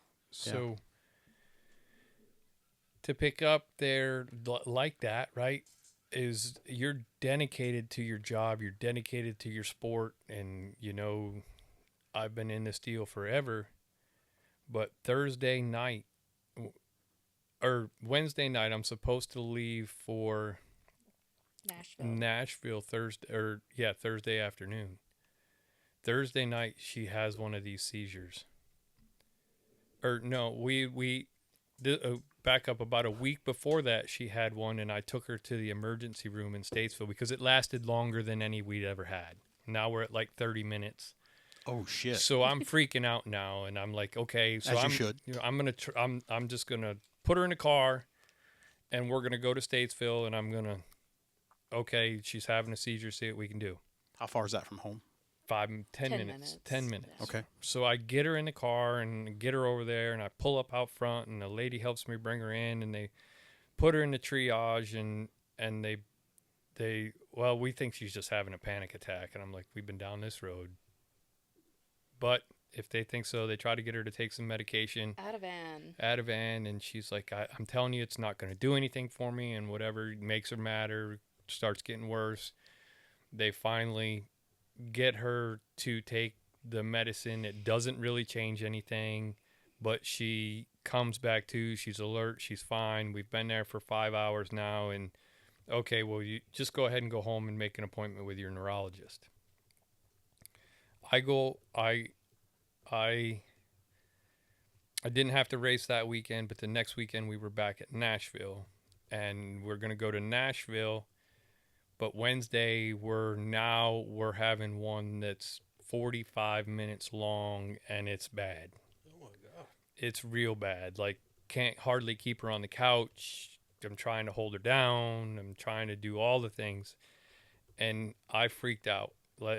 And I called the ambulance. I called 911. No, this is when we went to Winston-Salem. Yeah, I called 911. No, we went to Winston-Salem. Or yeah, we went to Winston-Salem. To Moses Cone or No, what Wake is that? Forest, right? Baptist. Or, Yeah, yeah, Baptist, Baptist, right. So we get there, and they get her in because she's having a seizure, right? Pretty good. And she can't talk to me the whole way there, and I'm freaking out, and I get there, and we need an MRI because she's having it. Yeah, we know that, right? So they get her back in her room, and They did CT first. yep, they did a CT, didn't show anything. Did you feel like you peed yourself? I've had so much medicine. I already know what it's gonna. It's like I've been that kid my whole life. I was like, it's fine, just give me the medicine. I hate Like, that contrast. You know what you're gonna do. Like, fine. So I was that kid. so they It's dumb. well, now they get her back in the room, and all of a sudden we start having another seizure, and we're going to put her in an MRI machine, but we can't put her in an MRI machine because she's shaking too much. She can't stay still. She can't stay still. So the nurse comes in with this doctor, and they got an IV in her, and they push morphine. No, Or Valium. Yeah. They push Valium. And 10 milligrams. Yep, 10 milligrams of Valium. He said, this will slow her down, and we'll get her in the machine. Straight to the vein. Right? So he pumps that stuff in there.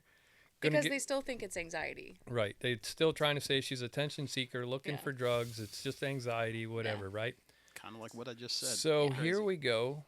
Ridiculous. Here we go. Now they've given her this, and he said, I'll be back in 5 minutes. We'll give her a chance to work, and then we'll take her down the hall. They come in, and she's shaking worse now that she's had this medication. Liquid Valium, straight to the vein. 10 Okay. milligrams. So okay, we're gonna do it again.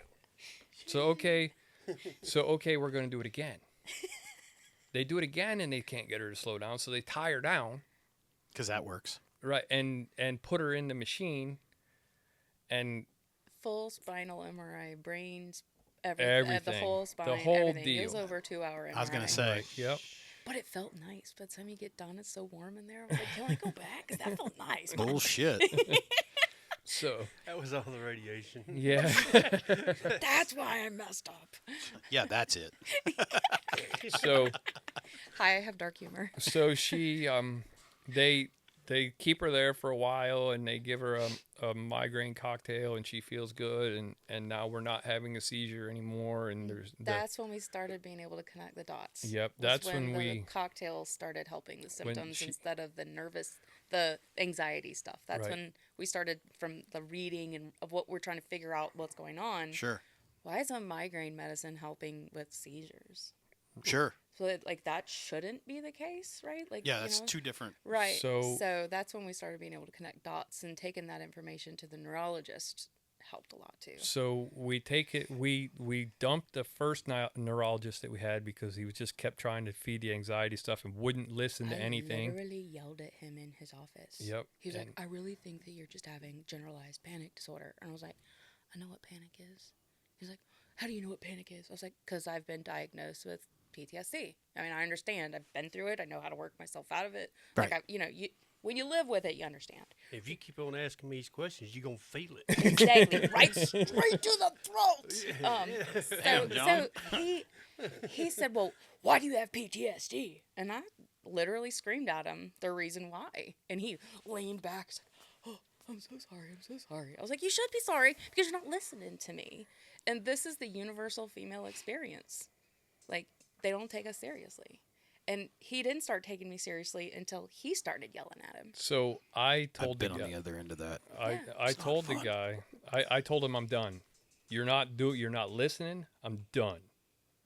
And we went home, and we're not there 30 minutes, and here she goes to convulsing again, and I have no more answers than I had the day I picked her up from the first time. Right, now this is going on. We're a couple months into this deal. Luckily enough, we had found a church that we had started going to. And we met a couple of older ladies at the church so that I could go work.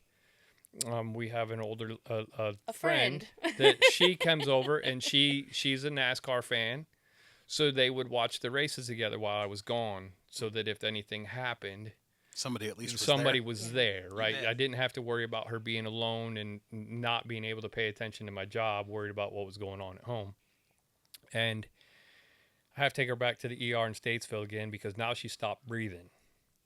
And this time I called the ambulance. I did get a woo-woo ride that time. I called the ambulance that time. I couldn't deal with it. I was freaking out. I couldn't get her. I was blowing in her face and doing everything. I couldn't get her to breathe consistently. Helps if you remove your tongue out of her mouth. And No we get obstruction there.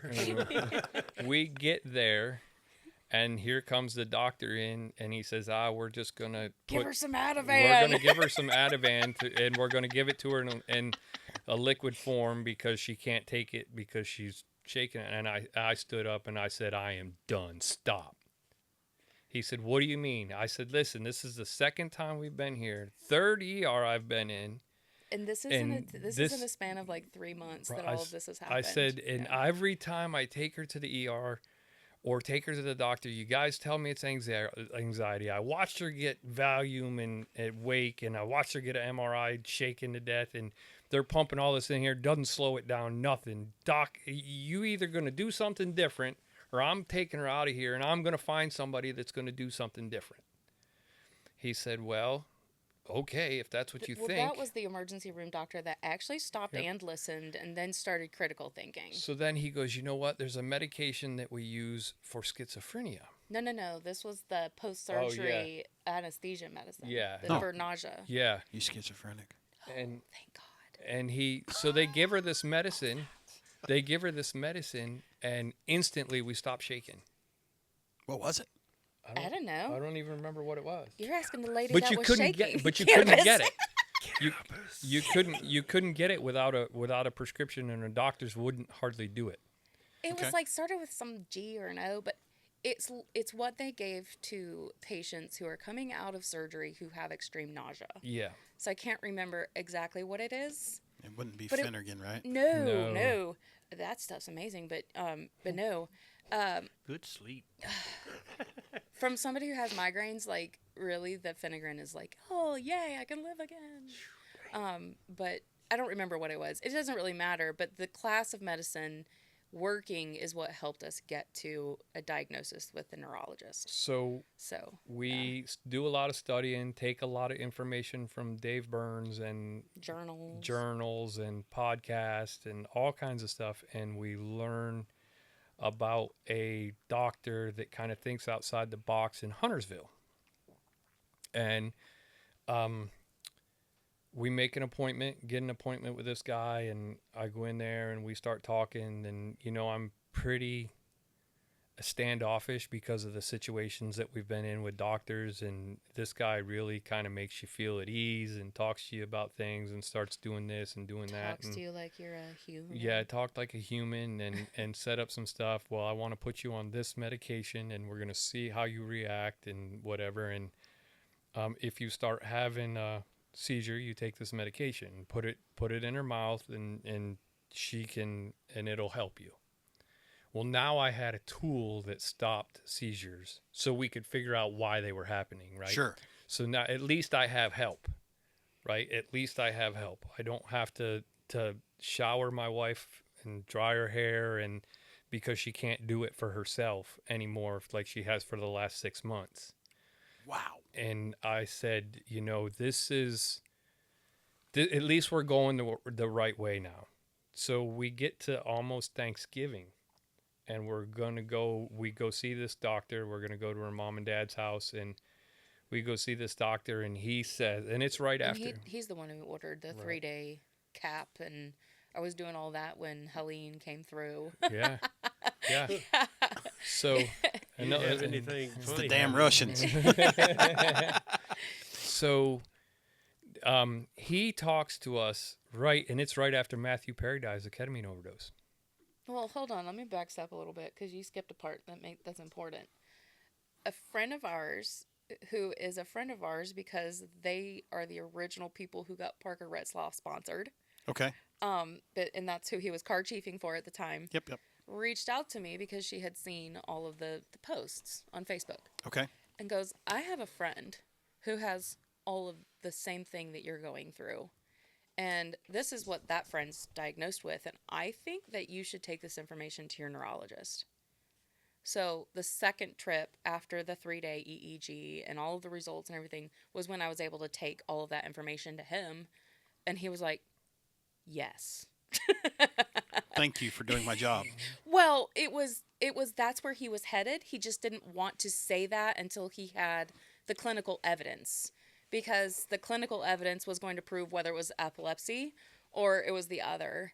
And so, because he's not one of those, let me make assumptions, I don't want to scare you kind of doctors. It's just he's an information gatherer, and that's what a doctor should do. They call it a practice. Right. And so when I came in, he was like, I'm really glad that you're open to this diagnosis because essentially what's wrong with you will never show on an MRI. It's never going to show on an EEG because it's not your brain, it's your nervous system.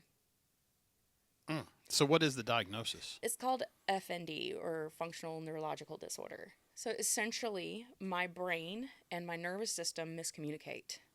And so when people who have a healthy brain and nervous system, when they get in a fight or flight situation, their brain tells their body what to do. And it functions correctly. But because my brain and my body miscommunicate, when I can be in a normal everyday fight or flight situation, like, oh, there's a school bus and I need to slow down and there's a kid, right? Your nervous system tells you, slow down, stop, this is fine, Right. Handle it. Mine might be like, oh no, have a seizure because I don't know what to do with this. Oh, shit. Yeah. So, like it could be just a stressful situation that I'm in that because it doesn't communicate well, it doesn't know what to do. So the body's ultimate response to stress is to protect your brain. Correct. And so, like one of them fainting goats. right. Yeah. That's me. Well, I mean, not That's not so to make, good, though. Not to make light of it. No, but, that's fantastic. Oh shit! I'm sorry. No, I'm a dark humor person, Do and not run that's at her. that's hilarious. No, but essentially that's what it is. It just shuts down to protect you, Okay. and so that's my body's way of handling it. So, Yeah. okay. So now, Wow. So now, Right? so Super fun, but how does that the interfere with- PTSD is a common thing Okay. that most people who have FND also have. Okay. And because your body has experienced so much trauma over time, your neural pathways are damaged. And so your neural pathways are how your brain sends signals to your body, and if those are broken, you're not communicating well, your body freaks out and it turns into a seizure. So trauma over time can cause you to have FND. And I think this is something that's really important for you to know as first responders. I had no idea we were going here. But it's Well, but This it's is legit. But it's crazy. legitimate. It's legitimate. No, it is because Yeah. you yourself was a former first responder, Yep. right? I mean, But I'm not a first responder the way that you weren't most riding a people fire are. engine or an No, ambulance. no. Right, right. I'm a private company trained to respond to private emergencies. Right? So in our context, we would say like a private fire brigade for a company. Exactly, and that's exactly what I was on. Like I wasn't an incipient fighter, but I could respond to chemical emergencies. Sure. And I could respond to somebody going down in a confined space and getting people out. And I never did that. So my trauma is actually not first Attached to the responder job? related. It's Right. personal situations. Still trauma. But it's trauma, and I'm diagnosed with PTSD. But that's something that service members deal with. That's something that first responders deal with, and so it's a legitimate thing that ties this whole situation in a really serendipitous way, honestly. So, yeah. So how does that? Okay. so now, let's. Shit. Hold on, slow down, take a deep breath. So many questions. Yes. So now, you get to the point where I'm a little bit more at ease because I have a tool, And we have a diagnosis. right? We have a tool and we have a diagnosis. And then I get fired from my job 2 days before Christmas Right. because I was sick. Yep. Damn son of a Yep. gun. Yep. Wow. So now we're gonna go to her parents' house for a Thanksgiving down in the eastern part of the state, Okay. and we had been to a doctor's appointment the day before we left, and he says, "I got a podcast I want you to listen to." Oh yeah, this is how we got to the And he treatment said, part. just listen to it. I said, okay. With an open mindset. With an open mindset, but then he says kind of what it is. Ayahuasca. And I'm like, oh my God, I cannot. Matthew Perry just dies of a ketamine overdose, and this is basically the same thing. Right. So you want me to be okay with you just pumping my wife full of ketamine, and we're going to be okay, right? You know what? Send your ass to Mexico. Let's do a DMT treatment. Giddy up. I mean, I'm a Let's doctor go. involved in all of it. I am not making light of this. This is a But serious honestly, situation. It's serious, but that's how you have to have some way to get through things. Yes. And if you can get through things with humor, Right. that's how I'm able to, you see through the other side. Right. My mom's dealing with some other health issues right now, and literally, I was teasing her about it yesterday, because that's how you Yeah. deal with it, right? It's just you have to find some way for your brain to like rationalize the seriousness, Right. And for me, it's humor. So please, let's make fun of it. No, I mean, it's just it's crazy because your mind. I know how your mind works. Right, Put the object in front of me. right, I will make said object fit in said hole, right. and it will be seamless and pretty, and it will do exactly as I intend it to do. Yes. And you are a very regimented Yes. person. Yes. Very. Very. Knowing you, Yep. it's almost like I know you. That's crazy. But you're very regimented, and so you are very procedural. Right. And you are very, okay, I have to get A done in order to go to B, because if I jump from B to Z, I miss everything between. Right. Yep. You're spot on. Yeah, I mean, that's crazy how So- we're alike. So now, so now, right, through this whole thing, and I'm giving my new wife a shower and drying her hair and making sure that everything is good, that somebody's That's there. not embarrassing at all. Hey, I mean, Because somebody's now I have to have a babysitter for my wife when I leave, and right. I thought things were getting easier. I thought I was on the other side of this, but Right. here we go. And Nothing like till death do us part. and at the end of the day, right, this was all new, but luckily enough I had the first 6 months of how good it could be, right? That Right. I'm not going to let this this isn't going to happen to me again. No I'm way. standing on this hill. Yeah, there's no way this is happening to me again. I can't do it again.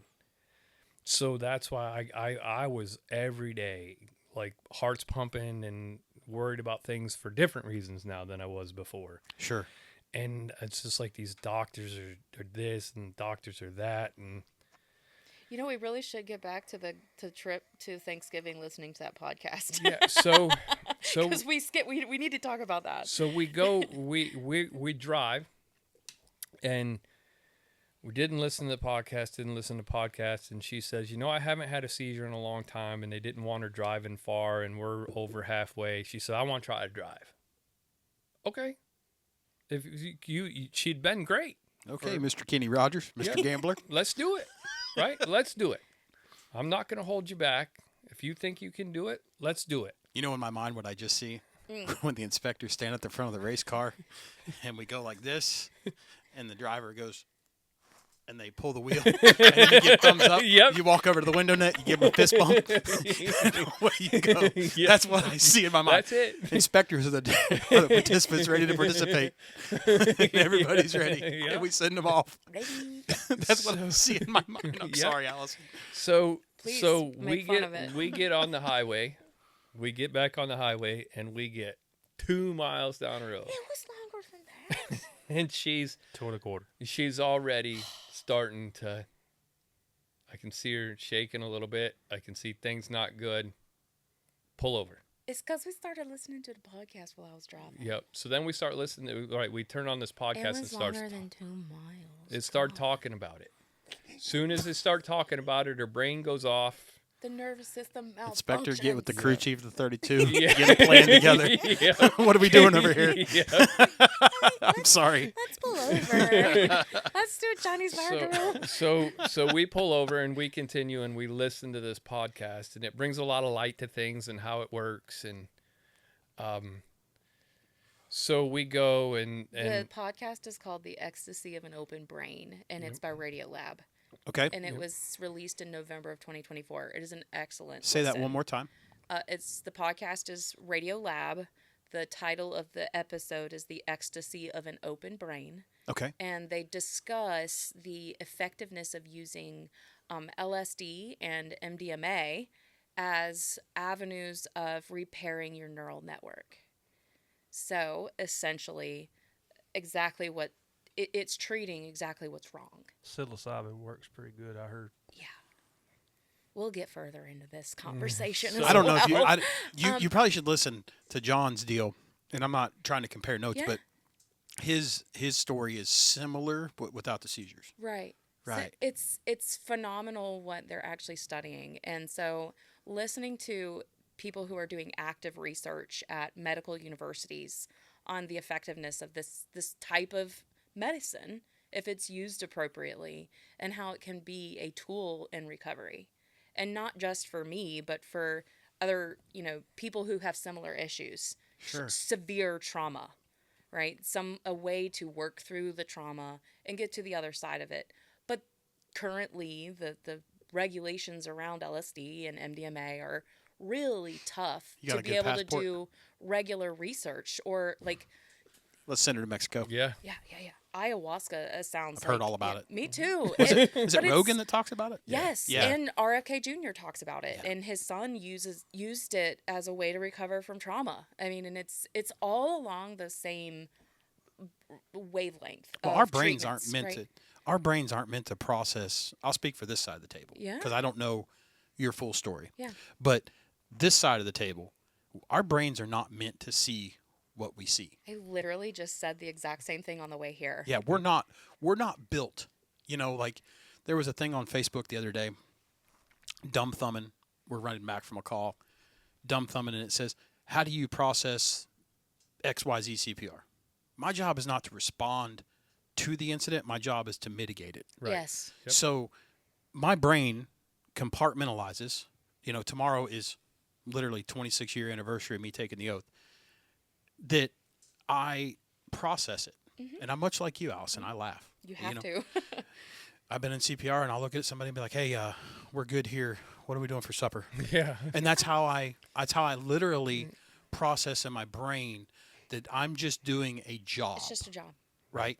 And people that get emotionally attached, I'm still not providing terrible care by no No. means, but that's my desensitization for myself. I call it waffle brain. Yeah, just get out of the Brain moment. is a literal waffle, and every place in the waffle is a place for something different.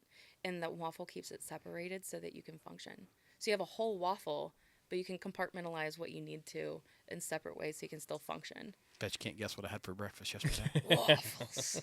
And strawberries and fresh whipped cream. Go. Where you go to the Awful Waffle? No, sir. Yeah. No, sir. call it We went to the Western Sizzling because smothered and covered ends up tattered and splattered. Yeah, right.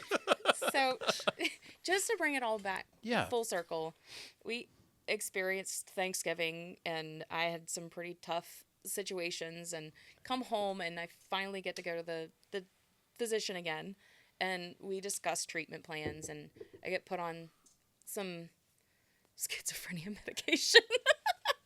But it does give me the ability to function more fully. I'm living a more full life. I'm just not 100% myself. I still have good days, still have bad days. Sure. But in June, I started a new treatment, and it's kind of off-label because it's not to treat FND. It's to treat major depressive disorder, Okay. which apparently I qualified for. Just didn't realize it. Right. So I'm using it for I MDD. answered 7 So out the of 8 question, questions. I guess the question is, the listener is listening. Yeah. How is your life? Like, are you able to drive? Yes. Okay. So that's like everybody's gonna. My brain has Right, been right. like, So here's you're able to here's- shower yourself. I'm sure Jason's Yes. upset about that now. So since I started the new treatment in June, I have not had a seizure. Yeah. We have not had a seizure. Zero. Zero.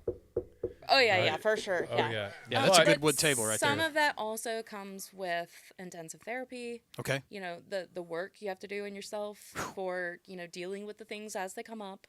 But the treatment itself, off-label, and it's not recommended by the FDA. It's just that I qualified for the other way. So it's like a trial. It's called Spravato. Okay. And it's an S-ketamine. And essentially, That's why he was hung up on the ketamine. right. Matthew right, Perry. Okay. Right. Got you now. And it's an S-ketamine, and it's meant to give your brain a break. Essentially, in layman's terms, I'm not a doctor. You go talk to your doctor, seek your own medical advice, all of those things. I'm just telling you how it worked for me. It, in theory, after listening to the ecstasy of an open brain, essentially makes your neural pathways more fluid. So are you taking like the nasal spray? Yep. Yep. And in that period of time, because your neural pathways are more fluid, they begin to naturally do what they're naturally meant to do and heal themselves. Because your body is constantly trying to repair itself. Yes, Right. and your brain is always seeking homeostasis. So, you're connecting your neural pathways, healing them, and so on a day-to-day basis, every other week now, because you gradually wean down, you're able to deal with life, and my nervous system isn't freaking out every time I get into a fight or flight situation. What did you think when you drove back this driveway? Where you're like, oh my God, one way in, one way out. I'm coming to someplace I feel very familiar. So, Like this feels like home. so I got to tell you, we have a I'm a redneck, okay? we have a mutual friend that's in the garage still, and the first time he ever came here, his now wife looked at him and said, They came in the dark, right? It was New Year's. That's different. We used to have Yeah. the tower ladder set up, drop the New Year's ball. We used to have fun. Yeah, we did. Allegedly. No, there's There was no alleged about that. there's photographic evidence. I was just trying to cover the whole fraternization thing. But okay? there's no fraternization. It was off season. Mm-hmm. But she looked at him and said, this is the driveway where scary movies are made. It's a mile long. So you're back in here, right? You don't have any earthly reason to be back here. You know, Unless you're invited. That's right. And the sign says so. Welcome to announced guest only. You know, That's but right. that is for a lady that didn't want to be a part of this. You just dropped some major deep things shit. because one, it's totally vulnerable. Two, you're sharing your story that will maybe reach somebody that Yeah. That's the only reason, and I'm not going to get emotional, but I Don't. know who you are, and I know what you do, and I know the devils that you deal with. Yeah. And if I have gone through this and experienced this so that I can help other people, I would do it again. Absolutely. I hear you. And Well, the fact that And it you had sucked. somebody that stood in your corner. I've never had anybody. Don't get emotional. I'm not. Not. But I've never had anybody so be that for me. I will tell you that Ever. We come into people's lives for certain reasons. Yep. Right? Some to show us what not to do, some to show us how good life can be. So to give her a little break, because I know she wants to get emotional, she told you at the beginning before she told you that she had been fired from her job. Yeah. How shitty is that?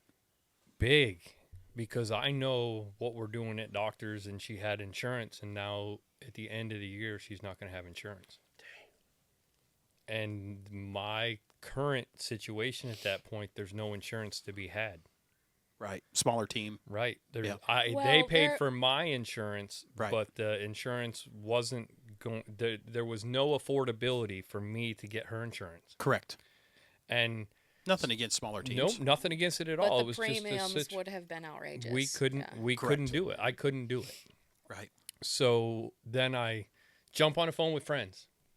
Believe it or not, this is a point where I was like, you know what? I've got to look other places, and I'm going to call some of the friends in higher places and see what I can do. Who my first phone call was? Greg Ives. Greg, I need help. As I was going to say knives. And he said, okay, come on. I need somebody. Let's do it. I went down there. I interviewed with him a couple times, and at the same time, Mr. Komanik up at RCR, Yep. he was looking for somebody to set up Mr. Bush's cup cars, and so I go interview there with Andy Petrie. Andy calls me up, and we go have a great day together, and That's a character. and at the same time, I got a phone call from the people at Haas, and they so now I'm sitting on the table, and I've got 3 offers. I'm sitting on the table, and I got 3 offers from big race teams that all have good insurance that can help me get through this. And we start reading the paperwork. RCR, they can't bend. Their situation is you got to be an employee for 90 days. We're going to run out of insurance in 40 days. No. It was like Yeah. I got let go on the 23rd, and my insurance followed through until the 31st. Yeah. Yeah. So I Welcome to adulting. talked to Welcome to capitalism. I talked to Petrie, and he's like, Jason, there's nothing we can do. I've called, I've checked. There's nothing we can do. I understand. Do what you got to do. We'd still love to have you. Greg, I got to have this. This is what I'm going through. And Jason, the best that we can do here is 45 days. And I said, okay, that still puts me not good if something happens in that first part of the year. Right. Good but better. Right. I go sit with Joe Custer. December 15th. Does he still carry a checkbook in his back pocket? Always. Never leaves home without it. Never leaves home without it. They had given me an offer letter, but I made an appointment with the competition director and Joe, and I said, guys, this is my situation. This is where I'm at. and I need help. And Joe looked at me and said, 15th of December, huh? I said, yeah. He said, well, congratulations, today's your first day of work. I said, what do you mean? He said, you sign that piece of paper right there, and when her insurance is over, yours will pick up on the 1st. He said, I'll make sure of it. I said, are you serious, Joe? He said, yep. He said, I can make phone calls and I can make it happen. He's a powerful dude. He said, you'll have insurance on the 1st of the year just like you need. She won't go without. I couldn't sign that piece of paper fast enough. He said, and I was... That was the ultimate final decision, but you got to go back to the NASCAR you, the racing you, the other reason you made that decision, Well, too. Because it was like you're going to be at one place, stuck in one job, doing one thing. Right. And then the other place was you were still going to be able to go to the racetrack. And I literally looked at him in the car and I said, are you okay with watching your race car win from the couch? Golly. Because if you're okay with watching your race car win from the couch, then you can take this particular role. But if you still need to be there and you still need to get that gratification, if you still have the racetrack left in you, then you can't take that role. That son of a bitch wants to push that car through tech. Exactly. So that was another reason that this opportunity was better. So the stack for choosing where you go keeps getting thicker. And it makes that decision a whole lot easier. And it made it a whole person decision instead of just I want to do this as a person, or I have to do this because she needs it. And there was a us decision versus a one or the other. And that's what made it even better. Yep. Not an impulsive decision. Right. Correct. Right. And Joe and the people at Haas, they 100% were on board and made sure that we had that the insurance was what we could use and how we could do, and it all kind of fell into place, right? And I started where he invited us to the Christmas party that night. I hadn't even been an employee, and he invited us to the Christmas party that night, and we went to the Christmas party, and I started working just after the 1st of the year, but I got my insurance cards on day one. Yeah, it was phenomenal. On the 1st of January, just like he said they would be in the mail, they were there. And it cost less for him to insure both of us together than it was for even me to pay for my own insurance at the previous job. Yep. Wow. So the Lord works in mysterious ways. So Joe, I got to tell you, Joe Custer, I remember when Cole busted on the scene. Mm-hmm. And I flew next to Cole. I don't remember what the name of the airline is now. What's it called? Victory. Yeah, Victory. Everybody, and I flew commercial out of Raleigh-Durham, me and old Pee Wee.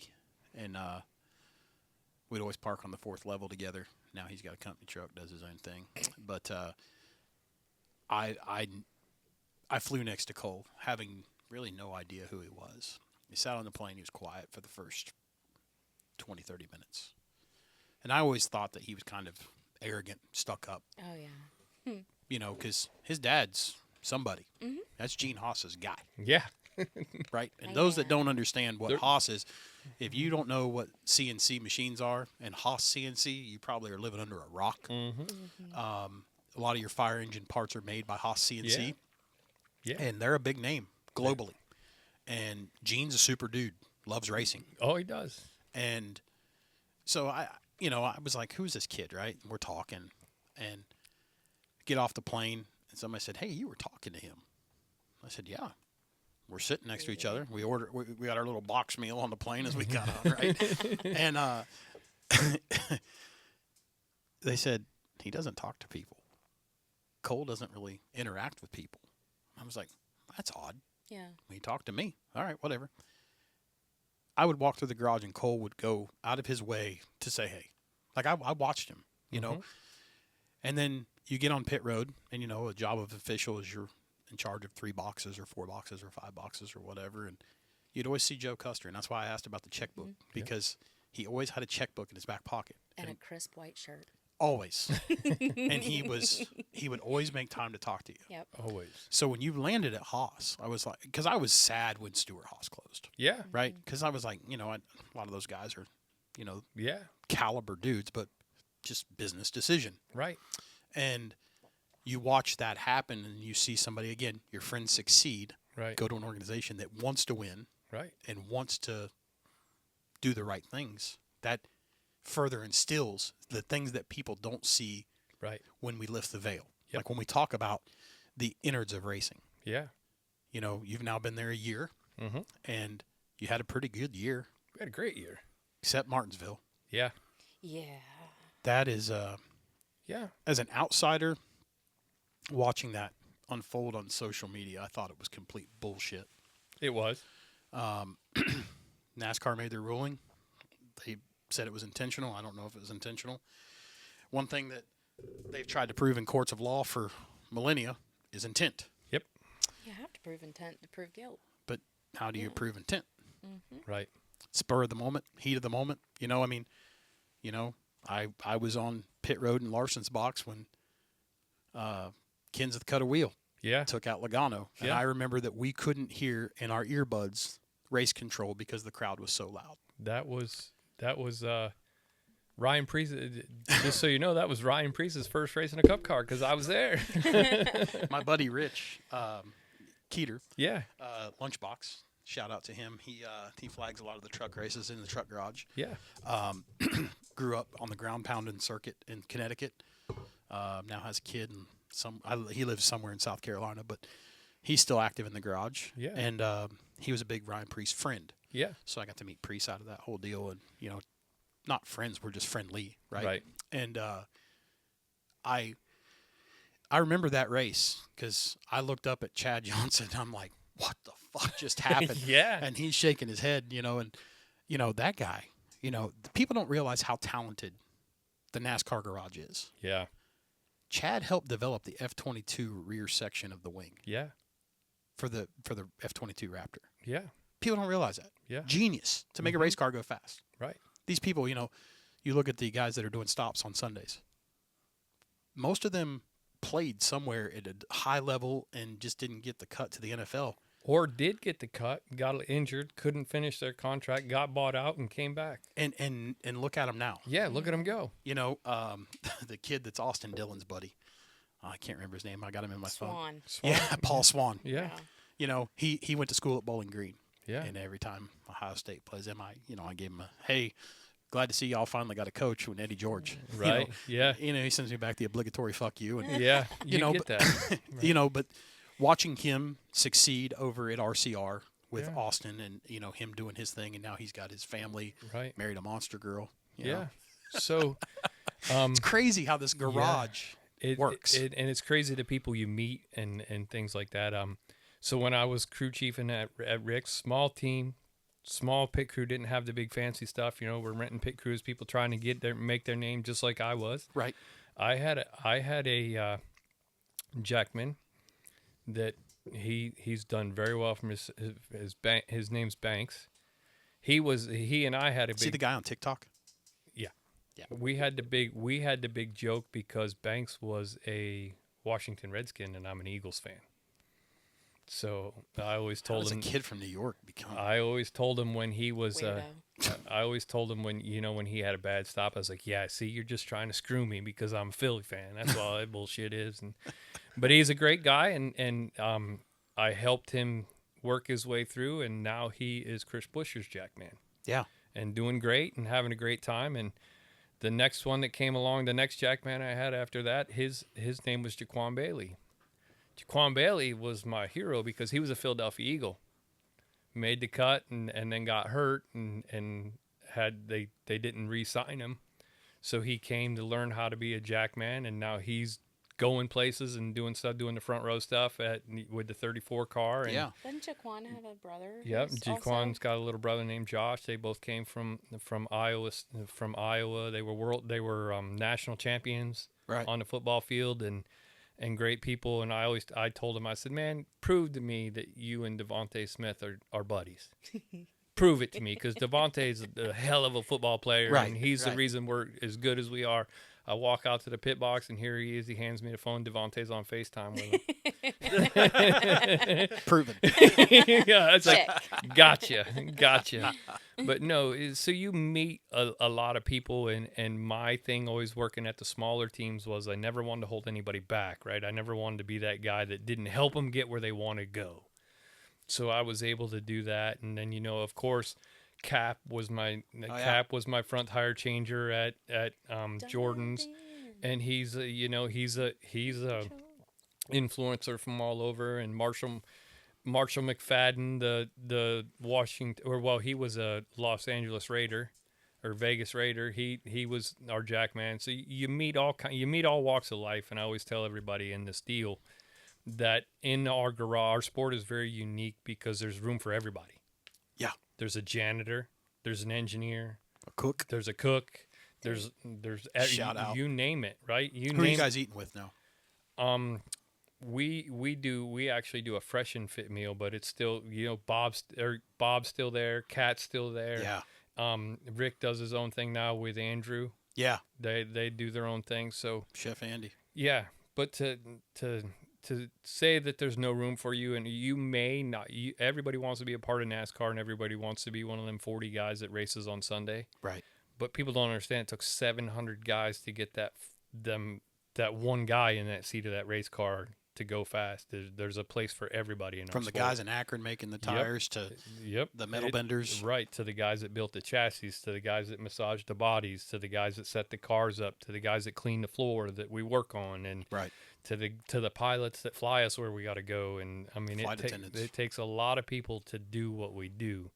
So my nephew was really enamored with racing. Yeah. And was the coolest thing in the world when he got to go to the racetrack with us. And he wants to drive a race car. He wants to go fast. And I said, Ricky Bobby. You got to do your homework.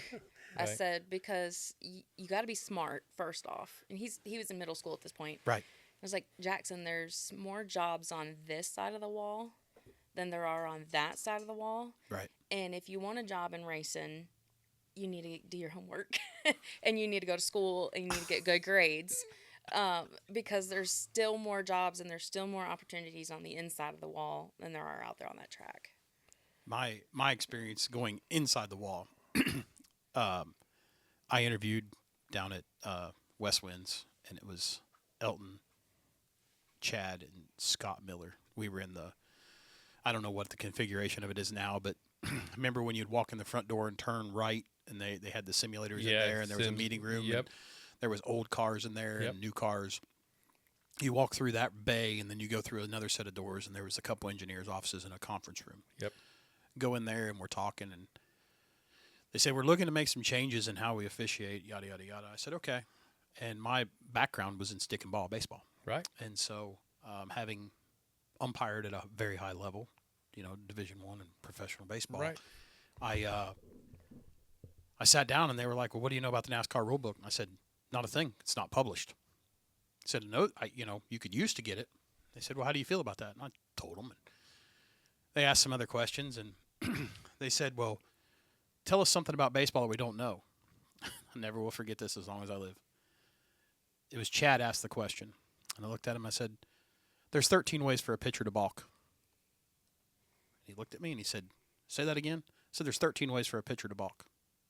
It means with a runner on base, the pitcher has deceived or broke a rule procedurally and to gain an unfair advantage over the runner. And he was like, you sure about that? Chapter and verse recited the rule book. I was only off on my annotation by A through, I think it was K, right? And he was like, holy shit. Driving up 85, coming home, get an email. Congratulations, check the rule book. You're correct. And I quickly replied back that, yes, I would accept their offer, and that I would go to Durham on my way home to Drug Free Sport and do the urinalysis. And he always gave me a hard time about that. Yeah. Because he was like, you memorized things. You knew procedurally where we were supposed to be. Right. And since then, been reached out to by teams to, hey, how do we procedurally beat this in an appeal? Yeah. Or how do we beat this in a process? Right. And NASCAR has a problem inside, I'll say it, where people get mundane and they've hired people that don't know anything about race cars. And I would say they don't know jack bolts from jack posts. You're right. And it is very sad because everybody wants to be on the inside. And I had the opportunity when David Hoots retired, who, if you don't know who David Hoots is, he's the guy that said, put it out. But if you understood how he his mind worked. You know, he hand scored races. To the day he was done. Yeah, To the day he was done, he did it on a pen and paper. Yep. And people gave him a hard time, you know, about things. And my favorite David Hooch story is we were at Martinsville and guys were fucking around under caution, getting ready to come to the green, and he told them to knock off the Jimmy Jackin. And so we're post race and he's eating. You know, we're waiting for the people to leave so we can get out of traffic, and we had to pack up NASCAR town. And I looked at him. I said, David, tell me what Jimmy Jackin is. He said, Jeremy, that's a funny story. He says, it's the act or actions of pissing off race control. And I said, why isn't that in the rule book? And he says, I've tried, but they won't put it in. And I said, okay, fair enough. Guys were, you know, scrubbing tires and trying to get, you know, that little edge. Right, yep. Just- Tires cleaned up, yeah, just heating them. Yeah, gotta go. coming to green, right? And, you know, he said, knock them off or I'm going to put them into the back of the line. And he meant it. Mm-hmm. David didn't play. Nope. And now we have seen things go, you know, I mean, I think TB does a good job in the tower, but people don't understand the pressure that's in that tower. No, they do not. And when you have Mike Helton standing over your shoulder and you have all these other suits, you know, O'Donnell, Phelps, whoever, in race control standing over your shoulder, you think calling balls and strikes in front of 20,000 people is rough. Ooh.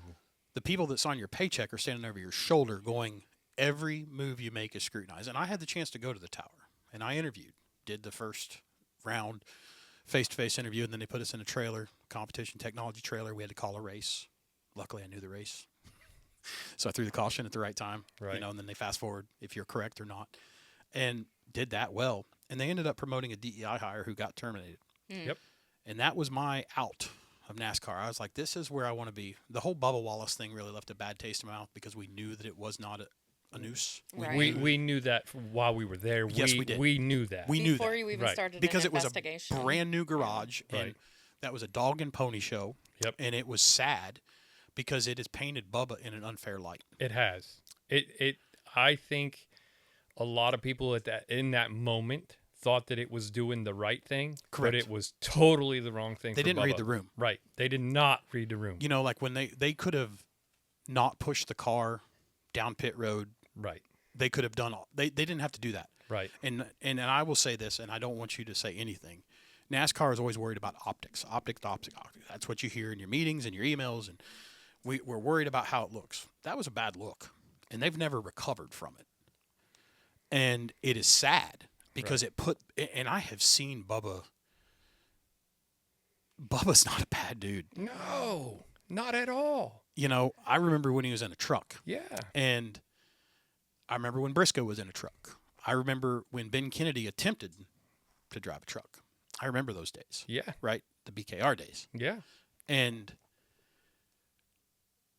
what they did is set him up for failure. They were trying to level a playing field, and he's in a top-tier ride Yeah. with a winning organization. Yep. And has and thank God he's overcome everything, but He has. he shouldn't have had to. No, he had to. It's almost like they made it worse for him by trying to make it better. Right. And sometimes you just have to let the natural progression of things play out. Yep. And I feel truly bad for him, like, because that deal. I mean, they brought the FBI in, they had everybody investigated. Well, we were all line up with your toes on the line. We're coming in. Yeah, It was, and it was the guy big. that found it, you know, Bubba never saw it. No. Bubba never saw what was allegedly there. Right. And I could take you to, I don't know how many garage stalls that had garages that had the same handle tied. Right. It was a brand new garage. Yeah.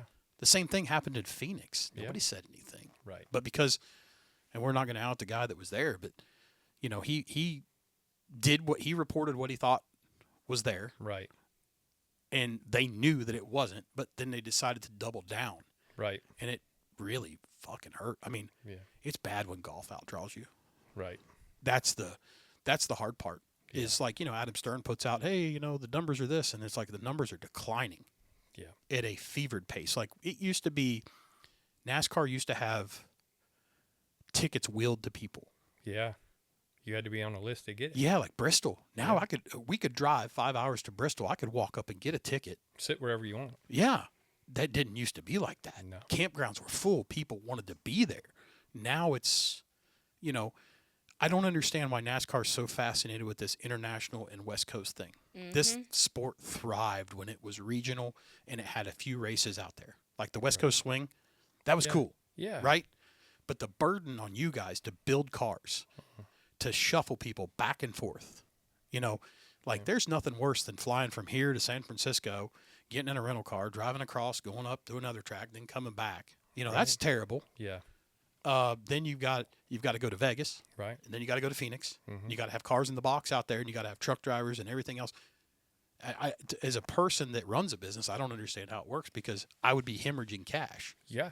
And I'm not in the business of hemorrhaging cash. Right. He spent more time traveling to and back from Portland than they did in Portland racing.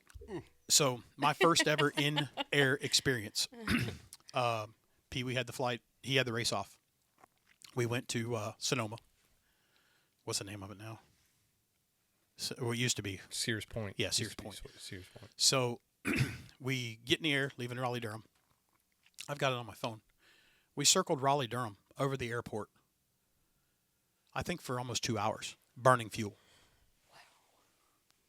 Hard banking turns at 10,000 feet. Just enough to get cell phone signal to send a text. Now, one beautiful thing about NASCAR is when you travel that much, you get to sit in the front of the plane, but then I hear that that's the worst place to be if something happens. So I'm sitting in first class. We're obviously not drinking anything. We've got a 4-hour cross-country flight in front of us. That's not happening because something's wrong with the landing gear. They've literally, the pilot is telling us we've got air traffic control, looking at us through binoculars to make sure that our gear is down, blah, blah, blah. We have trouble with retraction. Something's going on. The warning light hasn't reset. We can't make the flight. Okay, so we're all sitting there texting everybody, hey, this is going on. It's a bad deal. Scared to death. Like, this is going to happen. John and I used to respond into emergencies at that airport. So I know the plan. I know where we're going to go. I know where people are supposed to come in. And in my mind, I'm thinking, holy shit. Yeah. I'm on the receiving end of this time. This doesn't feel very good. Right. And I don't know if we dumped fuel or if we burned it. I don't know how it happens. I don't pretend to know. But we come in, they say our gear's down. When we came across that runway, I've never seen so many lights. And they chased us down the runway. We landed, stopped, got off. They put us on another plane within an hour and a half because they flew another one in from Charlotte. Everybody deplanes. Some bags didn't make it. I literally ended up at the racetrack inspecting in shorts and a button-up, 511 shirt. And got a nice Corvette out of the deal for a rental car. I mean, there were perks at the Avis counter, right? But those people don't understand what these guys and gals go through. From they see the Sunday product at 1 o'clock or what should be 1 o'clock. Right. And they don't realize that these all people have lives and homes and like what you're dealing with. Right. You've got pressure from your owner, your team, your sponsor, putting pressure on you to, hey, we got to have a good showing. We've got this is our home track. We got to do this. Sponsors here, Gene's here this week. We got to go. We got to show something. Right. Yeah. They want to see some results. Yeah. And the pressure on you, and you're like, oh shit, I got a sick wife at home. Yeah. I think what hit me is when you said I had to have a babysitter for my wife, and I know that you didn't mean that in a derogatory manner. Not at all. But you're like, how am I supposed? I've got to go put bread on the table, right? And I've got to keep health insurance to keep. Right. People don't realize all those juggling plates. No. They think that you go to the shop, right? You listen to music, you jack around, yep, throw a shock in, make a crush panel, right, and you're good. And you live in a big fancy house, and you drive big fancy cars, and you've got a big fancy paycheck, and you eat out every night, and you've got butlers, and not this guy. He's cooking meals. That's right. Let's talk about that. Hey, I'm gonna tell you what, that's the deal. So I want to say one thing before we get to that part of it. Yeah. But with you saying that, the tragedy that just happened with Greg and his family. Yeah. I have been beat up about one thing and one thing only, and that is the fact that everybody sees the drivers and the crews on TV and whatever, right? But they don't understand, or I don't think they know, that these are humans, right? These are human beings. Right. And I don't want in anything that's happening now or that has happened here in the past week, the thing that seems to be getting lost is every article, everything I've seen is Greg Biffle, the race car driver. Greg Biffle, the retired NASCAR race car driver. Greg Biffle was a human being. Greg Biffle's heart was bigger than anybody's you'll ever see. Yeah. He had time for everybody, no matter who you were. Yeah. And he did look what he did for the part of our state when Helene hit. Look, he did that. He was and his own, Cletus. right. That was his own money. Yeah. He flew his own helicopter up there, his own stuff, and Took water, meds. right. So I don't want people to forget that we're all human beings. We're just. I like to say we're average guys with a really cool job. I would say there are more than above average people. From the people that I've encountered, Yeah. there are those that I absolutely despise. Right. But that's in everywhere. That's in life. You know, I mean, do me a favor, Allison. Take your headphones off. Lift up that mic stand in between those two license plates right there. Just pull something out of there. So Greg made his comeback with, what was it, KBM to do the triple. That mic stand right there. Yep, lift that up. And in between the license plates is something laying there. Just bring that over. Sorry for the delay. So Phil, my buddy Phil, who helped found this business, retired FDNY. He is a race car nut. Was married to Miss V, the world's biggest racing fan. She was a black lady who loved NASCAR, and their love together led him to be a pit road fireman and love NASCAR and so on and so forth. Miss V died, and he was a huge Greg Biffle fan. Yeah. So Biffle made his comeback at Texas. Not a comeback, but just did the triple truck challenge deal. You remember that? Yeah. And I sent you, I think, the photo of Yeah. him walking away. And so for Phil, he wrote this nice note for Phil on a hero card. And I was like, you didn't have to do that. He's like, because I was telling him, Phil's got all this die-cast collection and, a nice curio cabinet. Because Biffle was a great race car driver. Yeah. But what made an impact on Phil was he took the time to actually speak to them. Yeah. And not just go to his motor coach. Right. Made the time, and they saw him at multiple races, Martinsville or Richmond or wherever. And he actually made the time to talk to people. Right. And he gave me 2 hero cards. And so this one, it's crazy how my brain works. That's laid there for probably, I don't know, ever since it happened. Right. Laid right there. I knew right where it was. But that is signed by him. And he was like, that's for you. Keep that. I was like, I can't take this. Like, this is, and he was like, fuck him. Right. That was like, because you can't take anything, right? Like, we can't take a meal. Right. Right. There used to be in the garage where, crew chiefs had a data book on every official, what they did, what they liked to, because the cat and mouse game that he would play, get you to look away, they would do something. And that still happens, but it's not the same level. No, not at the same level. It's not the same level. And so along that line with Greg, Allison is sitting home wearing the EEG monitor and going through the trouble that she's having. Helene hits. She gets involved with a nonprofit group that she's managing an Amazon list. So, like, as they would report, they needed the stuff. airlift group out of Statesville. She was managing their list and where stuff was getting sent and then they had a problem where they couldn't get some medications, insulin sent out there.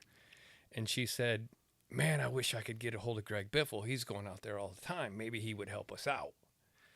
And you know me. I know who Greg is. I know how Greg is. I made a phone call. She had his phone number in probably 20 minutes. And she said, Jason, Greg Biffle is not. There's too much going going to answer the phone. It's an unknown number. And I'm not. He said, I'm not in his phone. He's not going to answer the phone. I said, well, just try. She calls Greg Biffle, and sure enough, it rings twice, and Greg talks to her. Hey, how you doing? She's Greg, I know you're busy and whatever, and I got this set up where I can get the insulin to here. Can you Well, and get the other part is he was looking for a place to bring furniture and large Right. things, and I had just made contact with a gentleman who's a firefighter, and they had a location in Franklin County. Yeah. And so I was reaching out to him to let him know, hey, I have somewhere where you can take all these things as well. So I was cleaning out my text messages because my iCloud storage was full, you know. Right. And I came across those text messages literally yesterday between him and I organizing that stuff too. And it was just like, what a stellar human to not only help other humans, but to take the time to deal with little old somebody trying to do something helpful Right. too. Yeah. So yeah. He definitely was cut from a different cloth. Yeah. Well, And he wasn't about the social media clout. The A human lot of cloth. people, hey, we're doing this. He did it quietly until people found out who he was. Right. He and Cletus both. Yeah. Right. Mm-hmm. They were Right. doing it to do it, not Yep. because they wanted somebody to see them doing it. Nope. They were characters. What is defined by what you do when nobody else is looking. that's right. And they were doing it because they saw people hurting Right. and needed help. Right. And the agency that I work for was actually at Lake Lure when they when the whole deal happened with the helicopter and the guy, not Cletus and not Greg Biffle, but Right. the whole deal, and the fire chief grounded him. Right. Our chief actually was there on site when all that happened. It was crazy chaos to hear them tell the story, Yeah. right? For those that were there. Yep. But I've been a part of some really cool shit in NASCAR. Yeah. But I mean, let's be honest. They're not all that way. no, there are some that There are some spoiled little rich kids that don't deserve to be where they're at because they're not human beings. they're robots. And there's some that truly deserve to be where they're at because they are good human beings. Greg was a great human being. Yes. And that's the only part of this whole thing that's bothered me right from day one is it's not the humanitarian, the guy that did this had a fatal accident. It's retired NASCAR driver Greg Right. Biffle. Right. He and not was- to mention his wife. Right. His kids. Right. And his pilot Yeah. and his kid. and right. And their coach driver that they were taking on a vacation with them. Right. Right. So we're human beings, and people have to remember that no matter, we all have lives outside of that thing Right. that sometimes aren't good. It's messy. Right. Mm-hmm. Sometimes are great, but we're just human beings we're just trying to put on the best product that we can put out there. Right. But we're all dealing with stuff that may not Be public. that's not going to be public, right? And another thing is we can relate to the guy that's in a wheelchair at the racetrack, right? We can relate to the guy because we've all got a story. Yeah. We've all got a backstory. So we're just human beings trying to go to work. Yeah. I get that you're going to see me on TV sometimes. Okay, I get whatever. But that's not why I'm there. You know what's surreal? I've been gone from the industry now, 4.5 years? I still see myself on commercials. Yeah, yeah, yeah, yeah, And I'm like, holy shit. yeah. And I'll get a text message from folks, see you on TV. I'm like, what are you talking about? You're still using Net- that B-reel? that Netflix documentary, And I mean, for those that don't know, if you Google Denny Hamlin, Joey Logano, I'm the walrus, as John Boy says, that busts Yep. them up. And I kind of wish that I'd let Dennis Allen Hamlin turn loose Yeah. on Knowing what Joey. you know now, right? Well, I mean, so here's the deal about that whole deal, right? I can't remember that guy's name that threw him down. I know his nickname. Mule. yeah, mule. Mule grabbed Denny, and I thought that was fucking wrong because I was watching it happen. We take cars to inspection, so Right. top whatever cars, top 5 in a random. And in my ear, I hear, get in between them. And if you watch the footage, you'll see that there's another official who's still there who I thought probably should have stepped up a little quicker than I was. He was closer and did absolutely jack dick. Right. And Denny gave me the biggest titty twister I've ever had trying to get out. Denny wanted to fight Joey. Oh yeah. And I looked at Gabe Hart and I said, you have got to control him. I'm not. We were always instructed never put your hands on a driver. Right. So if you look, my hands are always out and Right. open palmed, right? Like just trying to be a 260-pound roadblock in between Herd me the and him. cats. Right. And, Joey is, Todd Gordon's over there, and I like Todd. I Yeah. ain't got nothing wrong with him, but Joey knew that he could exploit the situation for what it was and get a little, in my opinion, clout out of it. Right. Exactly. And Denny, tried and true, if you look at how many successful years, I don't give a shit about his championships. I look No. at how he races. And by far and large, Denny's got a lot of respect in the garage. He does. As a racer. Right. Person, don't know him really that well outside the garage, but he's respected enough that people give him a berth. Right. I've never, I think back to when I was younger and Joey was coming on the scene, and the famous clip of Tony, I'm going to bust his ass. Yep. Yep. And that's kind of how Joey has always been. And that situation, I never will forget what I said to Denny. And, because of my mustache, you really can't see what I said and read my lips. But I looked at him dead square in his eyes and I said, Dennis Allen Hamlin, if you do not turn loose of me, Joey's going to be the least of your fucking concerns. And I said it just like that. And he let go of me, if you watched the video. But that, being a part of his back-to-back 500s, going to victory lane with him, that was so cool to see. Right. To see him hoist the trophy, to see that, be a part of those special moments. Right. Regardless of controversy or however you feel about your favorite driver or non-favorite Right. driver. He still beat him. Yeah. Back to back. And the big race. Yeah. And at the end of the day, he's going to go to the Hall of Fame. He's a first balloter. Yeah, he's going, and he deserves to go. Yeah. He deserves to go. I think Biffle will go this year. Yeah. And I wish that he'd have been able to seen it, Yeah, I do too. to live it. Right. Just knowing him from the very few encounters that I had Right. with him, he was genuine, authentic. And that's the one thing that I guess that has always set our friendship apart, is you have been genuine. Yeah. We have a job to do, Yep. and you're going to do your job, and that's the end of it, right? That's it. That's where it's got to stop, right? That's where the job has to stop. And at the end of the day, so many people look at it a lot different than we do, right? And They're fans. you brought up the Martinsville situation, right? And as we know, as you know, not anybody else knows, but a lot of shit happened after that deal, Oh, yeah. right? A lot yeah. of shit that didn't need to happen after that deal happened. We're talking about your incident. Right. But here's the deal. At the Martinsville, end of, short track racing. Yeah, but at the end of the day, I didn't have a hold of the steering wheel. Correct. I built the best race car that I could build to come do the best. I don't give a shit who holds the steering wheel in my race car. Now, I love Sam and Sheldon to death, and I'd do anything in the world for them. But I love Sheldon's glasses. Looks like Wild Thing. I don't control the way they drive that race car. Correct. Or what happens on that racetrack. I can only control that they have the tool to do their job with. That's it. Well, and for a driver to come to a crew member post-race, Yeah. boy, that's rough. Yeah. That's a bad look. Bad look. It's a bad look. It sets a bad precedence. Right. And Not just come to them, but literally follow them through the entire parking lot, Right. talking. if you've never been to Martinsville, instigating it. it's a good 200-yard walk. Oh, easy. And to antagonize and instigate, to try to be that kid, Yep. that just shows entitlement. Yeah. And Right. that is the problem right now, is a lot of these kids pay for a seat. Yes. That didn't used to be, like Crafton, journeyman racer, right? Right. Ben Rhodes, another Right. journeyman racer. Right. Chase Briscoe. Journeyman. Yeah.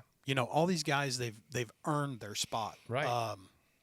Josh Berry, Yeah. another one that, he married a girl here in Oxford. Yeah. It amazes me that these kids come in, they write this big check. Yep. And, they go on their way. Yeah. Like you mentioned John West Townley. I think my favorite was at St. Louis at Gateway, the DDT with him. And Yeah. Spencer. And Spencer. two entitled kids right there. That's all it was. That was whose paycheck's the biggest. And my Right. dad owns an airline, and my Right. dad owns Zaxby's. Let's go. Yep. Yep. So let's roll around and look like I mean, it wasn't even a idiots good on DDT. No, let's look like idiots on a racetrack. Right? Yeah, and that is a bad look, you Right. know. But I do think that there is a spot in racing for some physical contact There has to be. because you know Martinsville, Daytona drew when that fight happened. What was that? It was the first televised Daytona 500, right? Yeah. Yeah, that big fight led to so many viewers. And they still talk about it. Yes. That car is So- still in the Hall of Fame, and it's not known as Neil Bonnet's car. It's known as the fight car. I mean, Here's my problem with that, though. Okay. And this is from a fan perspective and a fan perspective only. Okay. NASCAR uses the altercations as a way to promote the brand, Sure. right? It's good old boys. We used to do that. We did it all the time. Boys, you're supposed to fight on a racetrack, right? But at the end of the day, if you're going to penalize race car drivers or you're going to make them pay fines or whatever, maybe Right. because you broke a rule, Right. then NASCAR shouldn't be able to use that as a way to make money. That's kind of a double standard. It ain't is. Okay. It I is. think it's wrong. If you're gonna punish them, then you shouldn't be able to use it as a promotional tool. Right. Ooh, that's a hot take. I don't disagree with it. I mean, you're making money on both sides of the fence here.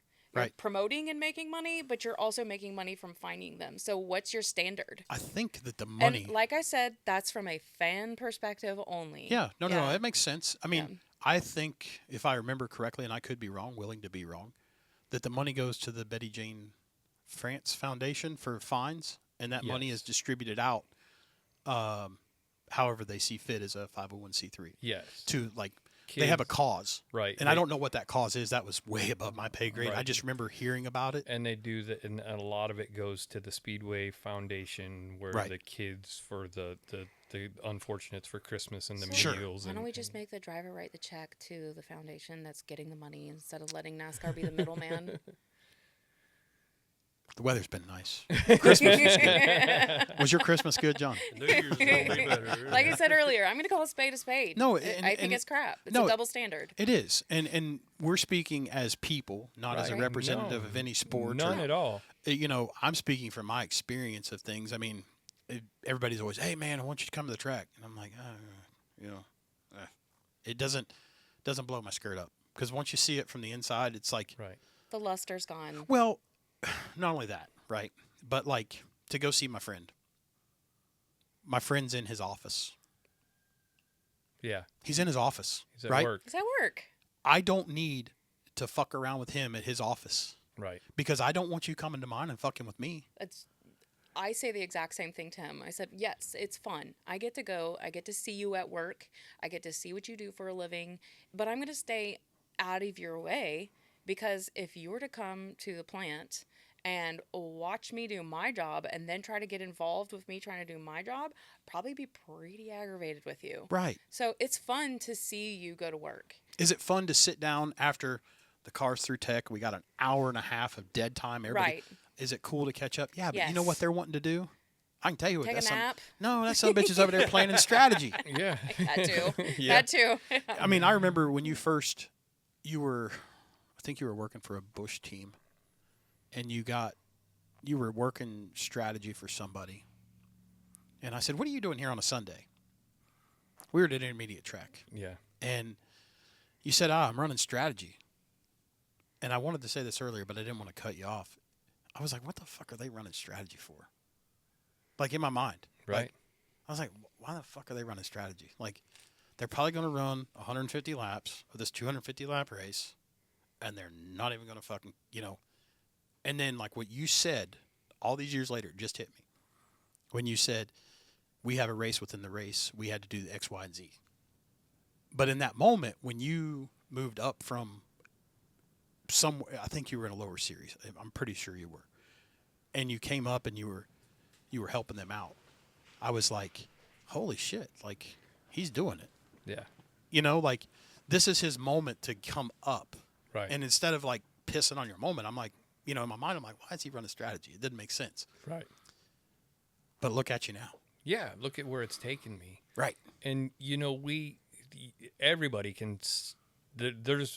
We can all sit here and say that we see things that NASCAR is doing wrong and things that people are doing wrong or whatever, right? But they do, in their own right, they do a lot of good. They do a lot right. They do a lot.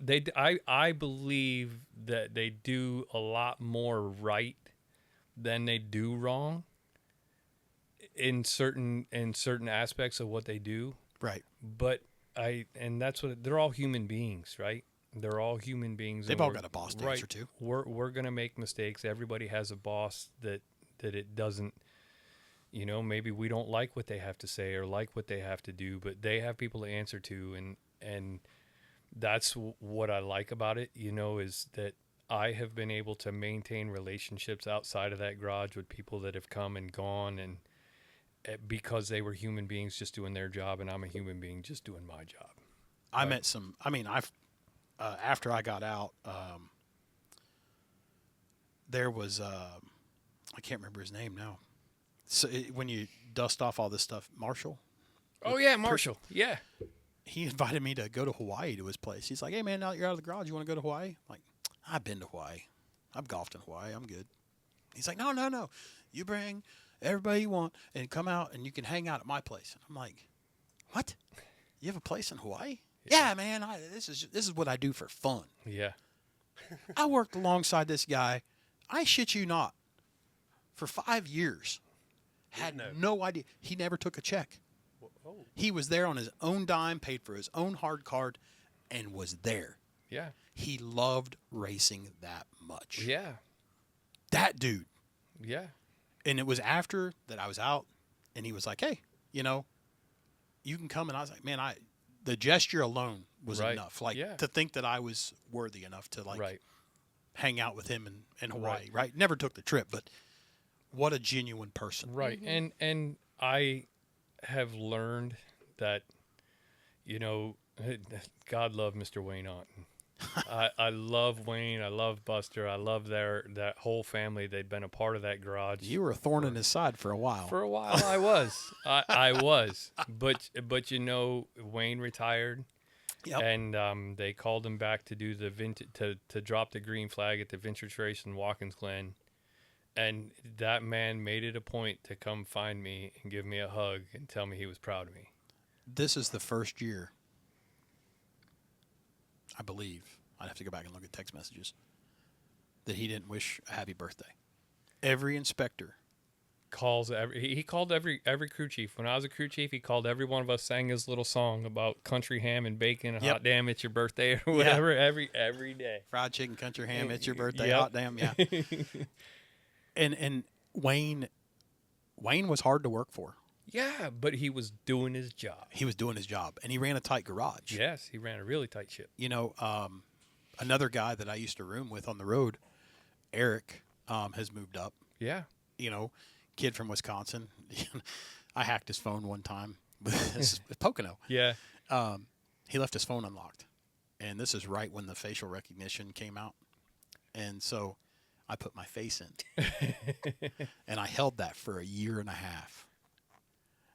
I held it for a year and a half, and he was dating this girl pretty serious, and he said something. We made a bet. I said, if I can get into your phone, and he was like, whatever, you can't get in there. You don't know my code. So I held it up. Shit you not. We were standing at optical scan. Held it up, looked at it, looked at the grease. Yep. Started punching in numbers and bow and hold it unlocked, and I held it up like that. And that son of a bitch looked at me, and he was like, what did you just do? How did you get in there? Witchery. Yeah. And I let it go for probably a week before, but the friendships inside this garage are, it is, and here's the other thing that I have to applaud. So many people in our industry, in the fire industry, their spouses make their spouses make their life their identity. Mm-hmm. Like race wives, Yeah. crew wife, fire wife, Lake life. Everybody's got to make that their identity. I'm Right. very proud of you for not making that up. I mean, while your pictures at the racetrack are nice and you're like, hey, I'm proud of my husband, look at what we're doing. It is not your identity. No, I don't want it to be. Yeah, you're your own That's person. yucky, And so many times, we've talked about this ad nauseum on this podcast about people making their life their Right. identity. Yeah. And I can't imagine going, my wife works for an elevator company. I'm going to, I'm a Thyssen Krupp guy. Right. Like, what? Yeah. I'm an Otis guy. Like, who Shook cares? hands with Sherry Berry out there. Yeah. Elevators were a Well, lot safer under Sherry Berry. I we believe. could have a whole podcast about just being a spouse Oh, and what it means to have your own identity outside of the race life. Say less. I mean, I could have hours long conversations, especially so from a health perspective. Sure. And being an independent person, I know that he struggles with me being as independent as I am, because I am hard headed. Oh, you're headstrong. Yeah. 100%. But I made my career my identity.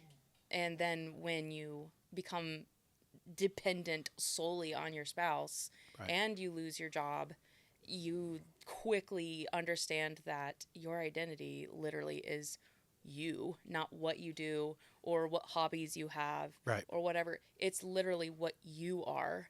And I think it's a testament to what you were just talking about Greg, is his identity, and people know him as a humanitarian. Right. So is my identity really being a health and safety manager for 700 Pearson plant? Or is my identity the fact that I am a good person, I'm a Christian, and I love other people, and I take care of people in my community? And, you can easily get wrapped up in what you do, but it's really, who are you? So, like I said, I could have a ton of conversation about identity. This has got to be one of the yeah. deepest podcasts we've ever done. Sorry, I don't No. do how's Surface the level? weather? Yeah, I'm Yeah, not no, that I kind mean, of person. You know Yeah. what, though? That sometimes that's why I love this long form conversation, because it's not interrupted, right? Right. One thing I wish would happen, I know it's not going to, is that everybody, all these TikTok investigators, Facebook investigators, I remember when you texted me and said, "Hey, buddy, I need a favor." I'm like, "Yeah, what do you need?" We got on the phone, we talked. You're like, "Hey, plane went down. Need to find out some stuff." Mm-hmm. You're connected. Find out. Had you some answers within, 5-10 minutes? 5-10 minutes. Call me back. And I said, "Okay, this is what I got." From pretty reputable sources that will remain unnamed, but right. they're in the Rolodex. And so called them up, got information, boom, boom, boom.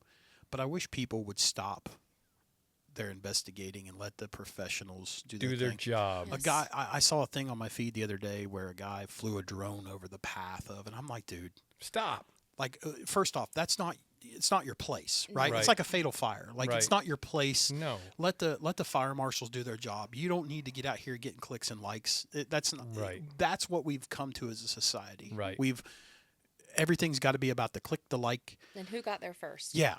And I would rather be like, hey, let the professionals Right. do their job, because we've had. I remember when we had an impound of a race car that flipped, and it was bad. I think it was McMurray Yeah. in the one car at Talladega, and that was the first time I'd ever seen us impound a car. I mean, it was Right. lock, stock, secret. Like, nobody's to be near this, right? And then fatalities happen, and it's like, give people dignity, Right. right? That was exactly what Right. I was going to say, is so many people replay accidents, and then especially with this plane crash, Right. you're watching people lose their lives. Yeah, you're literally watching their last earthly seconds on it. Right. And the fact that we can analyze it and talk about it and have literal no emotion Right. is disgusting. It's abhorrent. Right.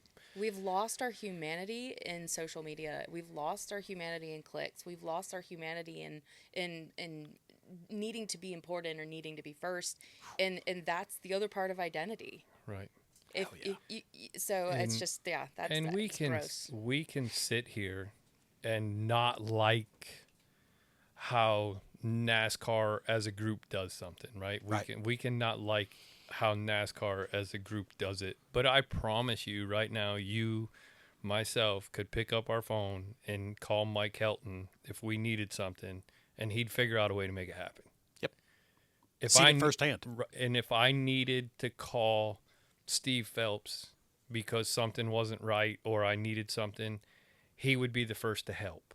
Right. Do I want to always go to him with a business problem? No, because he's got to be Steve, the vice president of NASCAR, or it's got to be Chad Little, the director of the technical deal, right? But on a friendship, personal level, there's not a one of those guys that somebody that's done them right throughout the years and kept them on the right side couldn't call them, and they would do what they needed to do. This couldn't have Witnessed it. happened at a more appropriate time, considering the conversation that we're having. Sure. I just got a text message from someone in my life that it doesn't matter who it is, but it's a headline. Okay. 1 dead, 1 injured in fire at home of NASCAR star Denny Hamlin's parents. What? Yeah, Why- that happened last night. What? Yeah. What difference does Yeah, it but make it don't who- matter.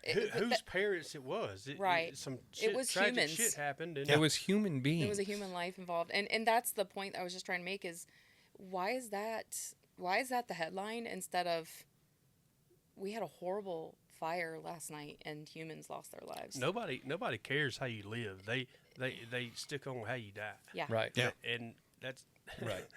I promise you that, like, it's got to be tough having never lost someone in a fire or a plane Right. crash.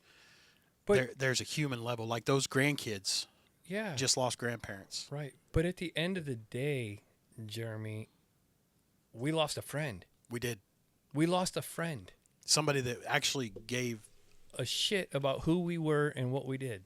and made time to talk to Right. you. Like, hey, man, how's everything Right. going? You know, David Green. If I called David Green right now and told him I was in trouble, David Green would find a way to help me. Right. But when David dies, it's going to be, well, the former Former Busch- NASCAR champion, David Green. The Slim Jim driver. Right. They're not going to care about the fact that David Green would give you the shirt off his back if you needed it. They wouldn't care that 90% of the safety stuff gets enforced in that garage because David won't let you cut a corner. He don't give a shit who you are. That is one thing that I will say that NASCAR has really. And again, people don't understand. They take pictures, they diagnose things, they look Yeah. at things. They reconstruct an accident pretty quick. Yeah. Like the Newman deal. Yeah.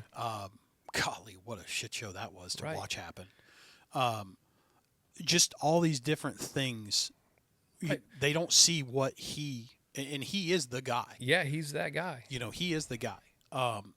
He understands and he takes it very seriously because he was a guy holding a steering wheel. Right. He was a guy that was in the car when the safety aspect wasn't as strong. That's one thing that I will give NASCAR credit on, and they take it And they dead take ass serious. But you know, the whole complaints with this new car and being too rigid and people get hurt, it changed quick. Yep. It changed quick. So now we got to buy some new clips and now we got to do this, but we're going to do that different and seat foam's got to be different. But you know what? At least it was different. We just didn't get complacent in what we had. That is, Well, again, now we're getting innovation. on my topic of They conversation. they did what they did what they had to do to protect the people. And people don't, that's a problem in life, is that people don't understand that behind the scenes they're really taking care of people. They are. They're behind the scenes, they're doing what they have to do to take care of people. And you know, we're employees basically with a boss, or you know, like we always say, we're playing in their sandbox. We got to use their shovel, right? Right. So, but they've made the shovel so that we can use it. And they've made it, I'll say this, they've made it ergonomic Yeah. with, they've given you the tools. I Right. don't necessarily agree with how they came up with the tools. Not at all. But that the tools are there and able for you to be able to do that. Right. And you know, one thing I have heard from a lot of fans, I mean, I got a buddy, former fire chief, his name's Mike. He was in Alaska, goes to every Daytona 500. Every speed weeks he's there. And come down the garage, you know, showed him around, blah, blah, blah, blah. Right.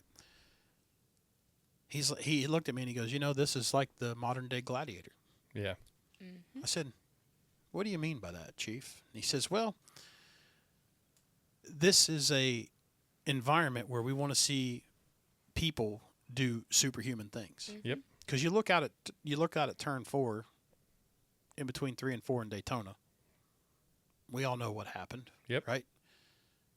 Legend, 7-time champion, lost his life. Mhm. Right. I don't know how his kid could drive past that, I don't either. but he did it. Does it and applaud him for it. Right.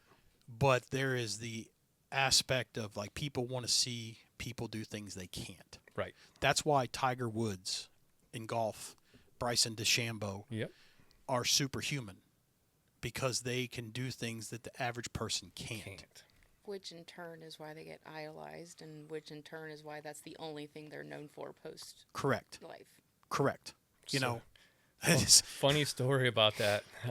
Funny story because Big John over there, he asked about did we ride in on the pace car after or when we got married, right? So after we got married, Oh boy. these guys had been in the Xfinity garage, and My family. the whole group had been in the Xfinity garage, and okay, well now we've gotten married and the cars are on grid for the Roval race, and we're at Charlotte, red carpet's rolled out, and Right. everybody's there because we're home, and they said, okay, well, we want to go down. If you really are what you say you are, let's see this. Let's go down there on pit road and see them cars. I said, come on. And we walked down, got in golf carts, rode over to the garage, and I was going to walk in the Cup garage, but the cars were already out on the thing, and this old security guard says, them passes are good for pit road, but you're not coming through this garage. I said, okay. So I walked over to the main entrance to where by the media center to go out on pit road where Victory Lane is. yeah.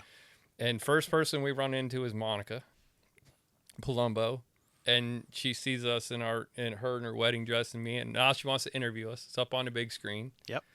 And I said, well, here we are. We made it to Victory Lane, so I take the whole family in the Victory We Lane. snuck into Victory And Lane. did the old number one picture and 3, 2, 1. Woo!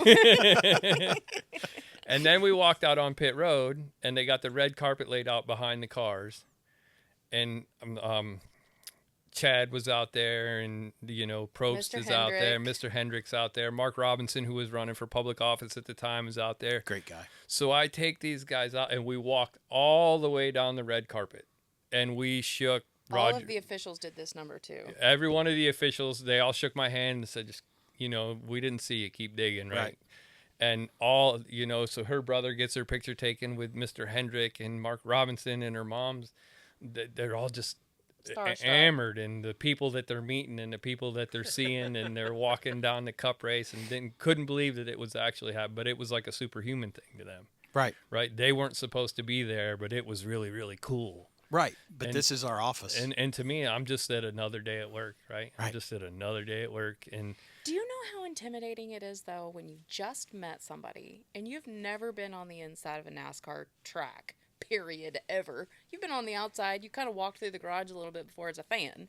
Right. But now I'm walking around with this guy who's like the mayor of every city that you've ever been to because he knows everybody. Yeah, he doesn't forget a name. No, and they're like, hey, and they shake his hand. And he's like, and you're just like, oh my god, if I meet one more person, I'm gonna lose it because I don't live this life. Right. It's really overwhelming, and it's like this whole new experience.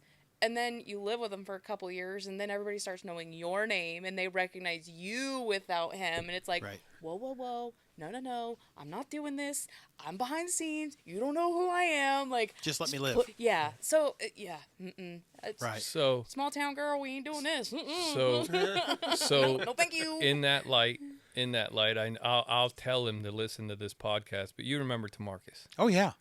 old T-Mark, right? Yeah. Great guy, down to earth, the whole thing, and probably one of the best PR guys in the business, right? Do you follow him on Facebook? I do not. Okay, so Probably should, but so tried to lay off social media. So here he goes.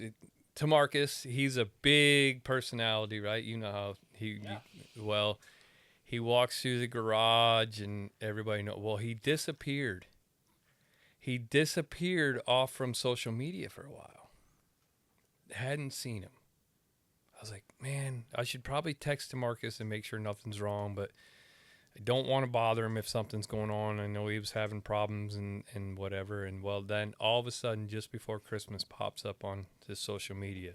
Some things are better built behind the camera. He and Mrs. Wendy Venturini have been working on a relationship for 6 months, and they didn't want anybody to know about it until it was time. Not Mrs. Well, Miss. Miss. Yeah, Ven- let's clear that up. Yeah. Yeah. Wendy. Not Miss. Wendy. MISS. Yeah, Wendy and he, but it just kind of puts out there, right, that they want to have a life too, Right. other than everybody in the world knowing about it. Right. Sometimes, you have to be careful who you share your joy with. Yeah. Not everybody's clapping for you. Oh, boy. Say that louder for the folks in the back. So this podcast actually airs Sunday, February 15th at noon. I bet you can't guess what happens on Sunday, February 15th at about 1:30. Daytona 500. Yeah. You know how I know? How apropos, because You you'll know- be there. That's her birthday. How and apropos. I will be there the day before racing. Well, that's awesome. Are you going to go? I can't make that commitment. Okay. I have my own job to go to as No, well. I just so I just don't didn't know if you were going to Yeah, go for like yeah. a birthday weekend or. No. I'm like you. Got to look at the schedule. It depends on who I knows, live- who's I live my- trying to get hurt or die that weekend. I live Yeah. my life by a 3 color coded schedule. Yeah. I can tell you where I'm supposed to be from here to the end of the earth, Right. as long as I stay on the same shift. Right. So it's but that's again one of the things you have to give up to be in our sport, right? Right. Is I'm going to fly out on a plane Friday or probably Thursday night because At least Friday you're not driving anymore. right? At least I'm God. not driving across the country anymore. But then I'm going to come home I'll be home late Saturday night, early Sunday morning, and Perfect. And then I'll be there for her birthday. I bet you $1 that there's some kind of smoked meat for birthday. Probably a steak. Something will be seared, grilled, something along smoked, something. I did ask for ribeyes for my 40th. So Let's talk about that, so this Yeah. is how it all started. because it has gone Oh off. my God! Can we tell them the story? Yeah, You this- have gone hamburger off the story? rails. This is how it all We have started. to tell him the hamburger story though. Go ahead. It's a little embarrassing for him, but he's redeemed himself. So we'll tell the first part because he did redeem himself. We just started dating, and I come from a long line of cooks. I love to cook. I've been in the kitchen since I could reach the counter. Okay. I am a phenomenal cook. I love flavors. I love experimenting. Like I was the kid in the kitchen when everybody else was playing outside. So we're just started dating, and I'm coming home from work. It's late. I don't want to cook a big meal, but we need to eat. Jason's already home. I stop by Food Lion, and I do the unthinkable and purchase pre-made hamburger patties. Not frozen, just the butcher made the hamburger patties, not me. Did you put the little chunks of cheese in Right, there? like the prime rib, like the ribeye hamburgers, because we're gonna cheat, but we're not gonna cheap all the way, right? This is like instant grits. yeah. We don't do that, okay? So I'm in the kitchen and I'm doing something on the stove, and I don't remember exactly what I'm doing, but I'm prepping a meal, and I had set the pack of hamburgers on the counter, and I said it's something about along the lines of we need to get the meat on the grill, and then I turn around, and the hamburger's not on the counter anymore. I'm like, where did the hamburger go? And I look out the back door, and he's headed towards the grill with the hamburger packet. Yeah. And I'm like, I was like, what are you doing? He's like, I'm putting the hamburger on the grill. I was like, we don't put plain meat on the grill. Like, he hadn't even let me season it or nothing. Like, he was going out there with a raw hamburger, no salt, no pepper, no nothing. And we're going to put hamburgers on. I was like, we don't put plain meat on the grill. So, Mama wants some taste. yeah, come on. At least some salt and pepper. I mean, we are that white. So. And Oh my lord! and I was cooking on an old propane. Propane and propane accessories. It was an old wore out grill. Bless his heart. I was trying. You've upgraded. I was Yeah. trying. You have so upped the game. So we did work on the seasonings, and then I also have a brother who is in the competitive cook-off world. Okay. So he does like whole hog barbecue, SCBA steak cook-offs. Like he's been to Houston and competed for world championships steak Wow. cooking. So we love to cook and eat at my family. So he and Jeff got pretty close, and so he's been taking a lot of cooking lessons and grilling and smoking lessons and applying it. So now I get to reap the benefits of his work. I mean, you have gone. Yeah. yeah. I mean, I noticed you had a shirt too. The little Oh button-up yeah, shirt. got bud. one with my name on it and the whole Oh, thing, shit. buddy. I'm on top of it. I mean, on top of it. shit, no hill too high for a high stepper. No, that's right. You got to get after it, right? And you know me well enough to know that if I'm gonna do it, I'm all after. Oh, I'm all in. As they say, you're not just the tip. No, Oh boy. I am all in. We do So everything with our whole ass. so she for my wedding present, she bought me my first professional style grill. She bought me a Primo grill, Okay. which is it's like It's an like advanced green egg. it's an advassed green egg. Yeah. Those are expensive. Yeah, You're so, worth that much. Nah, not really. Okay. Well, I am now because I got one. My assets are up a little bit. Joke's on you, bitch. My assets up a little bit, right? So, and what her brother did was that weekend we got him actually cooking in the garage. He actually brought his whole barbecue deal down and cooked in the garage. But he taught me how to cook. You know, the first thing he taught me how to cook was a Boston butt, and like he didn't like show me. He just said, here's how I would do it. Just do this, and tell me how it turns out at the end, kind of thing, right? Point you in the right direction. And I started doing that a little bit and having fun and doing a little bit this and a little bit of that. And then of course We ate some good things. yeah, we We ate ate some good, not so good things. yeah, I was still learning, and then I took it to the next level, and we got the Pit Boss smoker, and you know I'm going to the next level, and now I'm learning how to control the temperature with the whole charcoal and smoke wood thing, and I got that down where I can cook a really good brisket now, and I can make a really good steak, and I can make a really good pork butt. And so I fall into this. I get the smoker deal, right? And now I'm up in my deal of how we're going to change things up a little bit. And so again, now I got the smoker. I changed my technique a little bit. I called Jeff and tell him this is what I did and this is how I'm doing it. And now we're talking as buddies. Like, he's not having to be all the mentor now, right? He's like, we're talking. Sensei. Yeah, we're talking. the language is different.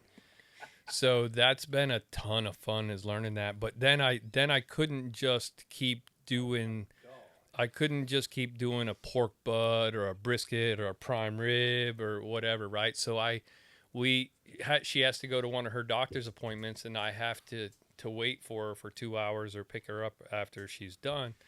So got some friends at the butcher shop right close to there that the shop uses. Like when you seen me do the brisket cook off of the Boston butt deal and the chicken stuff at Hoss and all that kind of stuff, they get all their meat from the same place. So I go to this place and I tell them I want to make my own roast beef for a sandwich. I want a rump roast. I want this much. And okay, he goes right in the back, cuts it up, brings it out to me. He gives me a 6-pound roast. I'm ready to go. Tell me it was in white paper. Oh yeah. It was actually in that craft Yeah.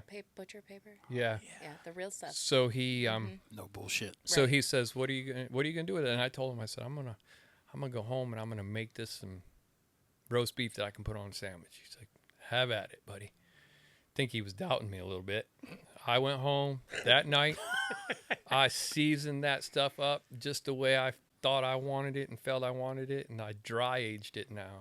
I'm big time now. I'm gonna dry age this Big shit. time. I'm big time now. You can't stop me now. I'm dry aging this He's in shit. the cup garage. Yeah, you boys, we aren't just putting this seasoned meat on the grill. I'm dry aging this shit now.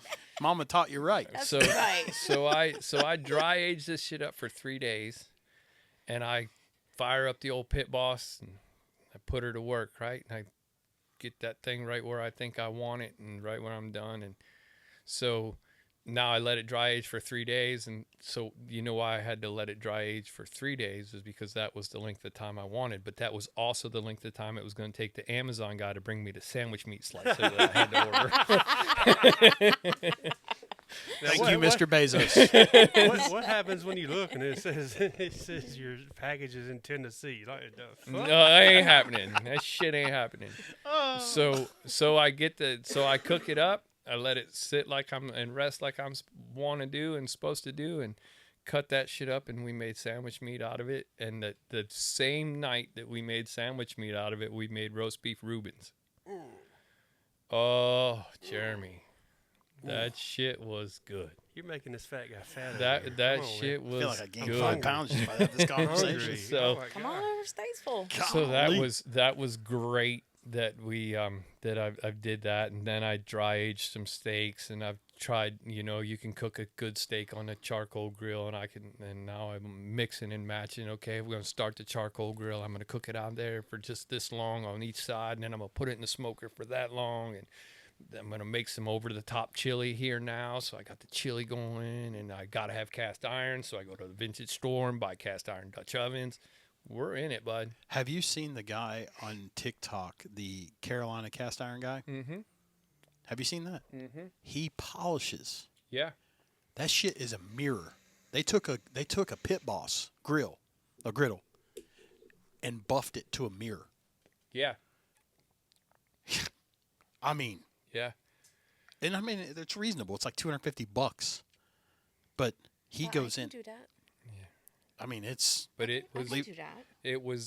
it's wild the things that it's just wild the things that you that's try, your right? your out. So Like, that's your stress relief? Right. So guess what's going on the smoker tomorrow? I've been aging for 10 days. Oh boy. A pork belly. I'm making my own maple bacon. Son. Hey, I've been aging it up. when does it go on? Tomorrow it's going on. You know, I'm headed to West Virginia when this is done. I may just have to slide down to 77, come back over 40. You know what I mean? It's too bad that it's not garden season, so I could go out to the garden and pull me a tomato. Big old and- mater. and Yeah. Oh, my. BLT. Yeah. So So but the problem is that I can't have the good bread. So her relief from being home and not being able to work was we started a garden. Okay. We did a vegetable garden that kind of let her have for lack of a better word, it let her have a purpose as she felt, right? Right. So she went out there and man, we grew some tomatoes and cucumbers and And also, my brain's very much like his. If I'm gonna do something, I'm gonna go all in. Yeah, nothing. I can't do just a little bit. Like I gotta No. go overboard. Yeah. So like I studied and bought seeds, and I sent dirt samples off to NC State. I got the results Wow. back, and then I fertilized based on that. And I had a really huge wildflower bed, and I pulled all these bees in, and yeah. And then I taught myself how to can. So now we have a can tree full of all the garden stuff that we grew over the summer, and Well, he's definitely not eating it because he's lost weight. I mean, you look healthy. so he lost it, and I gained it. the 4th of July, well, let's just go to the day we got married, October 8th, October 8th. 2023. I weighed 257 pounds. 250, and I didn't get any smaller for a while. But then I decided it was, and then, you got blood pressure issues, and you got cholesterol issues, and you got all this stuff they want to feed you a pill for. Right. Yep. And we're not going to get to the root of the problem. We're just going to give you another pill to control that stuff. And I took it upon myself and took the journey.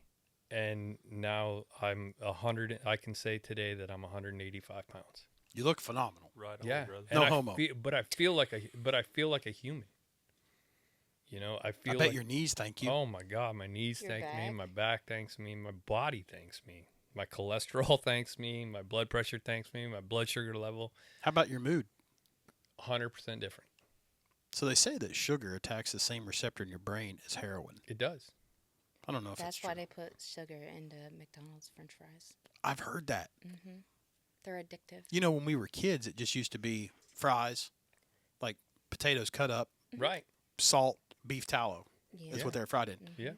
And now the list is like, it's ridiculous. Right. So, but because we like to eat well, and by well I mean we don't want all the processed garbage all the time. Right.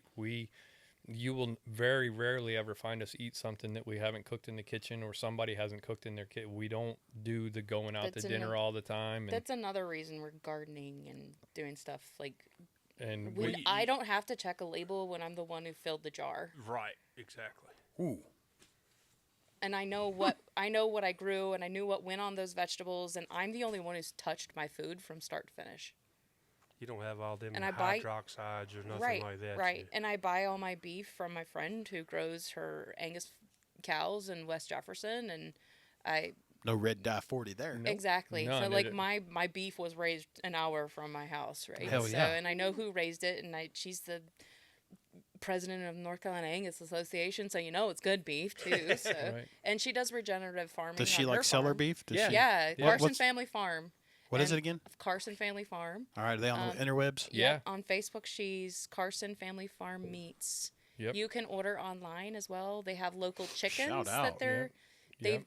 they're pairing with a local farm that's doing chicken the exact same Yep. way, and also lamb.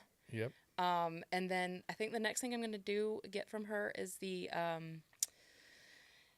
what's the blend? It's a blend where they put the heart and liver in with their beef, so that you get all of the health benefits from the heart and the liver, but you don't actually have to like eat the heart and the liver, because I'm not a liver person anymore. Yeah.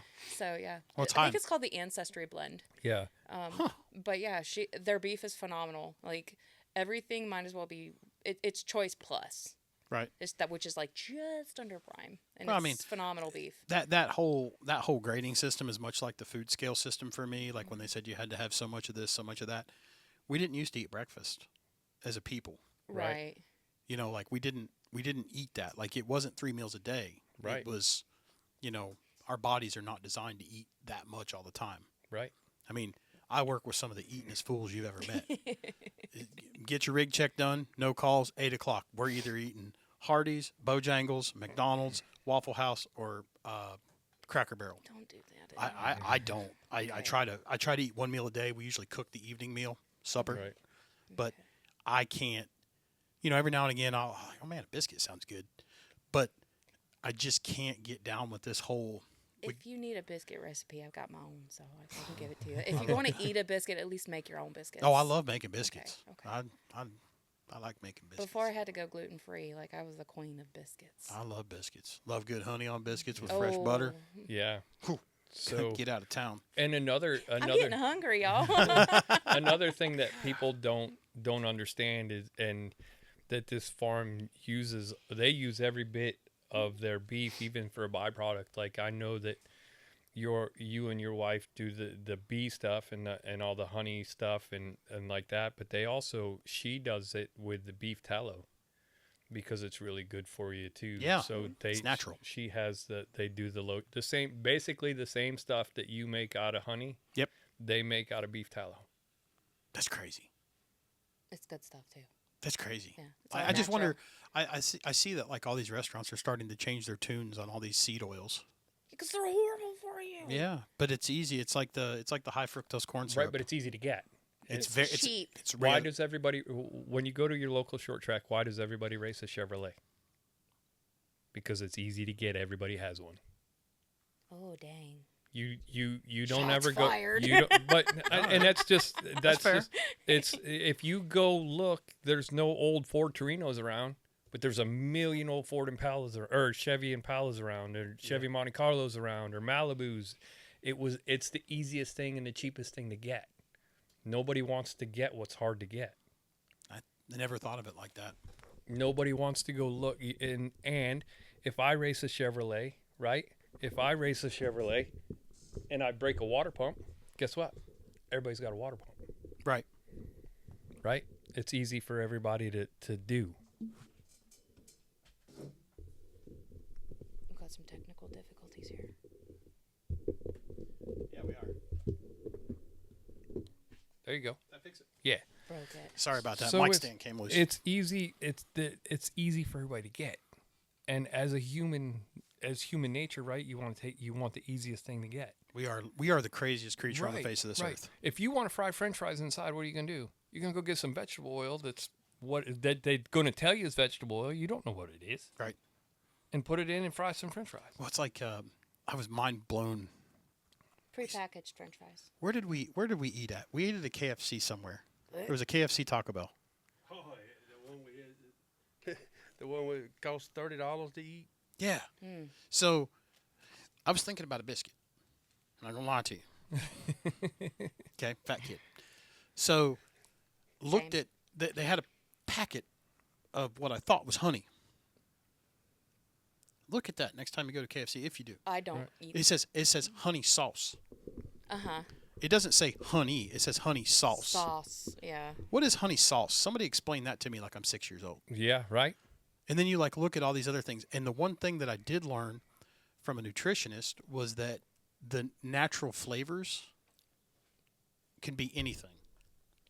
Yeah, it can be natural, like they say it's from the fruit or whatever, Right. but it natural to them, they don't know. Yeah, you get apple juice and it says other natural flavors. I mean, I want a damn natural apple.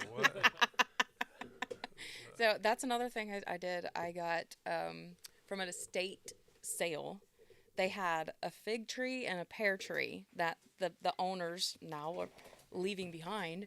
So they let me get fresh figs and pears from there without charge.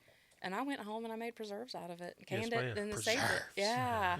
So now I know what's in it, and it's canned, and it's good to go, and I can eat, and I know what's going on in my toast. It's like and homemade that. apple butter. Oh, Yeah. my God. Right. Stop it. Yep. Yeah. And Damn, we got to stop talking about food. and No, we ain't either. We keep going. and it's great because that seasoning company that you see us always posting about, the short smoke seasonings, Yeah. they're friends of we met them through her brother, and all of that stuff has It's all natural. It's all no GMOs, no MSG. MSG, no nothing. Crazy. That's It's good stuff. And all it's usually going to be low sodium. yep. Or, Nothing wrong with that. Yeah. Right. Which is the reason they started it was because of health issues. And Right. so you know what's in your seasoning. I know what's in my food. And honestly, the improvement in my health has also followed through with changing our diet to a much cleaner, you know where your stuff came from kind of Right. diet too. Yeah. So it's all intertwined. Right. Yeah. It's crazy. Yeah. One crazy thing before we wrap this up. How cool has it been to see Driven sunglasses come from nothing? Oh, it's great. I love those guys. So I mean, so Nick, I remember Nick when Nick was yeah. Nick was Nick was working for, he used to work for, I can't remember the name of the company, but it's the company that owns Oakley. Yeah. And he was working in Atlanta, and then he for whatever reason he went to Harbor Freight. Yeah. Right. And he came to me and said, "Hey man, I'm going to do this." And I'm like, "What?" Yeah. And then Driven Sunglasses, you guys are a partner with them, right? Yep. At Haas. Yeah. Yeah, that's what I thought. I have some. I have some in the car. Yeah, I just got I had a pair break. I wear them a lot at work. Yeah. And They made him prescription sunglasses too. Yeah. What? Yeah. Yeah. And he told me, just we seen him at not too long ago. He's like, I just need your new prescription, bud. Your new glasses will be on the way. that's crazy. Yeah. I mean- but they were nothing. I mean, he did build that thing from nothing. Yeah, I mean, he and Scotty, Scotty left Yeah, Wiley Scott- X. yeah, Scotty. And he's a North Carolina guy, lives out in Nashville. He's Yep. hard to get. He's worse than you. Yeah. He's tough to get up with. When you text him, it's a 2-day deal. Yeah, It's a 2-day deal. He's going to get back to you. Scotty is going to get back to you. right. But you're How cool is it though? Like we literally saw them come from nothing. Nothing. And it's funny to me because you see people out in the wild. Yeah. Right? Like you go to the shop, wherever in town, and somebody's wearing their glasses, and you're Yeah. like, I know those guys. that's fucking cool as shit. Yeah. Like they literally started something from nothing. Yeah. They're great. They're great Yeah. guys. Both of them.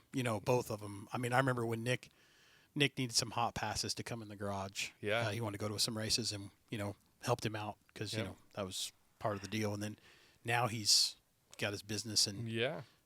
they're doing it. Like They've done well. He told last time we seen him, I think he said that they signed up 6 more organizations for next year, and they already had quite a few going on. well, So it's great. their products aren't shit. Not at all.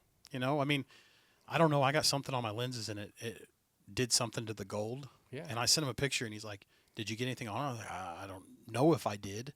I just wiped them off, and this came off." And they sent me extra lenses. Yeah. Like no problem, no questions asked. Like I was just like, "Is this normal? Is this I don't Yeah. know. I'm not a sunglass guy." Yeah. And they, both of them, aces. Yep. And that's so when we met them, when I say we met them at Haas.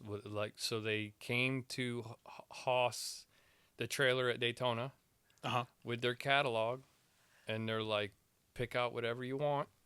And we picked out. I said, man, it's hard for me to get sunglasses because I need prescriptions. He said, can you give me your prescription? I said, yep. He said, whatever you need. And they got them for us, and then they come back through, and like if they see anything wrong or they don't like something on the lenses or whatever, they take them and bring you another pair. Well, I'm going to tell you, I've got a text thread. I don't delete texts. I'll pay the iCloud. I'll keep. I've got texts from when we first started talking. I'm cheap. Probably some incriminating shit. Man. Probably. Allegedly. You got to know the He passcode. saves photos. And unlike Eric, I know that's the only face in there. No, but shit, I lost my train of thought. Sorry. No, that's The text fine. message Yeah, thread. the Yeah. text message thread. So I told him, I was like, you guys are missing the mark, and I have no problem telling them because I love them both. I fully support their business. I said, you guys are missing the mark. I said, you guys, with a name like Driven, you need to get into the golf world. Yeah. I said, it's synonymous with motorsport and it's synonymous with golf, right?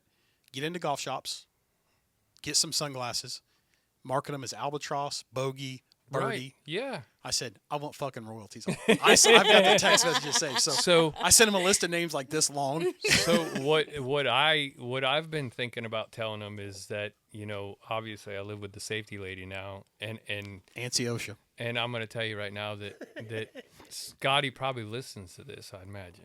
He probably does. Okay, well, I got a pair of Wiley X safety glasses on my counter at home. They're 5 years old. They have a prescription. It's really expensive.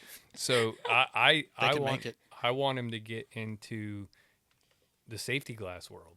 Right. Because at the end of the day, yes, he's doing sunglasses for us, Right. right? But If you could have that with, a safety glass deal, you guys are grinding, cutting, molding. all the time. Yeah. So it could be very beneficial to them, the relationships they built, and then obviously look who I work for.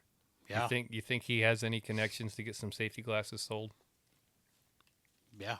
That's a very valid point. Right. But again, good people doing Right. good things, you want to see them succeed. Yep. And I will say it is good to see you thriving. Thank you. As your friend, Allison, it's great to see you thriving. I'm glad that Thanks. you have finally got a path to non-neurodivergence. No. Still strongly neurodivergent. Well, It's just the neural pathways are working better now. we've got a path, a way to think about it. The ADHD is strong. Yeah. Oh. Oh yeah, I got Squirrel. 80 of them damn things. I tell that joke all the time. I don't know what HD is, but my doctor says I got 80 of it. Well, we always wrap this thing up with some words of wisdom. So what we typically do is just kind of go around the table, and if you got something that you feel might, we've been at this for over 3.5 hours, Yeah. and neither of us have moved a muscle, but a lot of good conversation here. Yeah. Wholesome conversation of life expectance, the twists and turns, some Yeah. good tales, Right. some good laughs. We did see some tears. Nope. I saw them. They didn't leave the Oh, I eye, saw it. so it doesn't count if I they saw didn't it. drop. I Right? saw- Yeah. There is no mascara. I don't No there's mascara. no proof. There's no proof. Allegedly. There's no runs. That's Yeah, true. Yeah. So what we'll do is we'll kick it off with you, and then just give us some words of wisdom if you got something that, whatever you want to say. I mean, just however you want to wrap this thing up is it's on you. That's how we do it. Okay. Don't take anything for granted. You never know what the next day is going to bring, so enjoy the one you've got now. Take care of yourself, because at the end of the day, you're the only one who's going to take care of you. Kind of like when you go into a first response situation, you can't help anyone else if you're not helping yourself. That's right. So take care of your mental health, take care of your physical health, and then look out for the people around you, and be intentional about it. Live every day with purpose. Hell yeah. Every day with intention. I love it. Yeah. Racin Jason. The same thing, right? Is just don't take anything for granted, right? But live up to don't make your expectations of life so bad that you can't live up to them.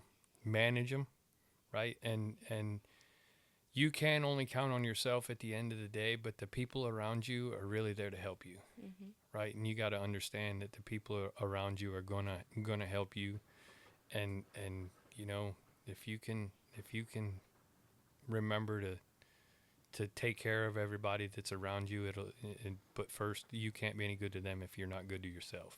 Amen to that. Right. And, you know, always the thing I've lived by right now and we go by is with God, all things are possible. Right. And we're going that's Philippians, right? Yep. 4:13. Yep. Oh my goodness. We're gonna Quoting the scripture now. we're gonna live every day, and we're gonna make the best of it. Yep. And because this watch right here, just like I said before, it doesn't go Goes backwards. forward. It's only going one way. Hell yeah. And you know what? I'm riding the train all the way to the end. If you want to come on. If you don't, that's on you. There's a whistle stop. You can get off. That's right. You never end up at the train station, though, right? No. No. Love Yellowstone. Not that one out there in Yellowstone. Well, Big John, you always got something. No matter what your profession is, be the mentor that you wish you had. And if you're going to be a mentor, know what the hell you're mentoring before you mentor. And then, because if somebody says, well, I learned that from Big John, well, if I don't know what the fuck I'm talking about, then, oh, yeah, well, Big John's a dumbass. You know? Right. So know your stuff before you teach it, but take somebody under your wing. If you see somebody struggling, take them under your wing and show them a little bit of light. Yeah. Hell yeah. I've got something I've tried to live by is that I can control two things in this world. My attitude and my latitude. That's right. It's not my job to respond the way you think that I should. And if I do, okay. And if I don't, okay. Right. But the other thing is I can control the space and environment that I'm in. That's right. So I think that's a great ending point for this massive long-form conversation that has been great. Thank you for making the journey. Yeah. To spend time with us. Wish you nothing but the best for this upcoming race season and many more to come. Right. You're a part of a great organization doing Yeah. great things. Yep. You know, at the end of the day, it's kind of like being a fireman. Everybody wants to have your job until they realize what the work is that you have to do. And then they're like, oh, shit, that's not just riding around? No. No, there's a lot of long nights and a lot of cut fingers and sweat equity. Yeah. So from somebody from the inside that sees it, I understand that, you know, sometimes you don't want to see how sausage is made. Right. Just enjoy the patty. Yeah. Enjoy the meal. You're right. And, you know, remember to be kind because everybody's fighting some kind of battle. That's Right. right. Whether you know it or not, there's That's a right. battle to be fought. That's right. That's right. So we appreciate you tuning in. This has been the Halligans and Half Wheels podcast brought to you by Box 1971. Remember to train hard. We are all that they have.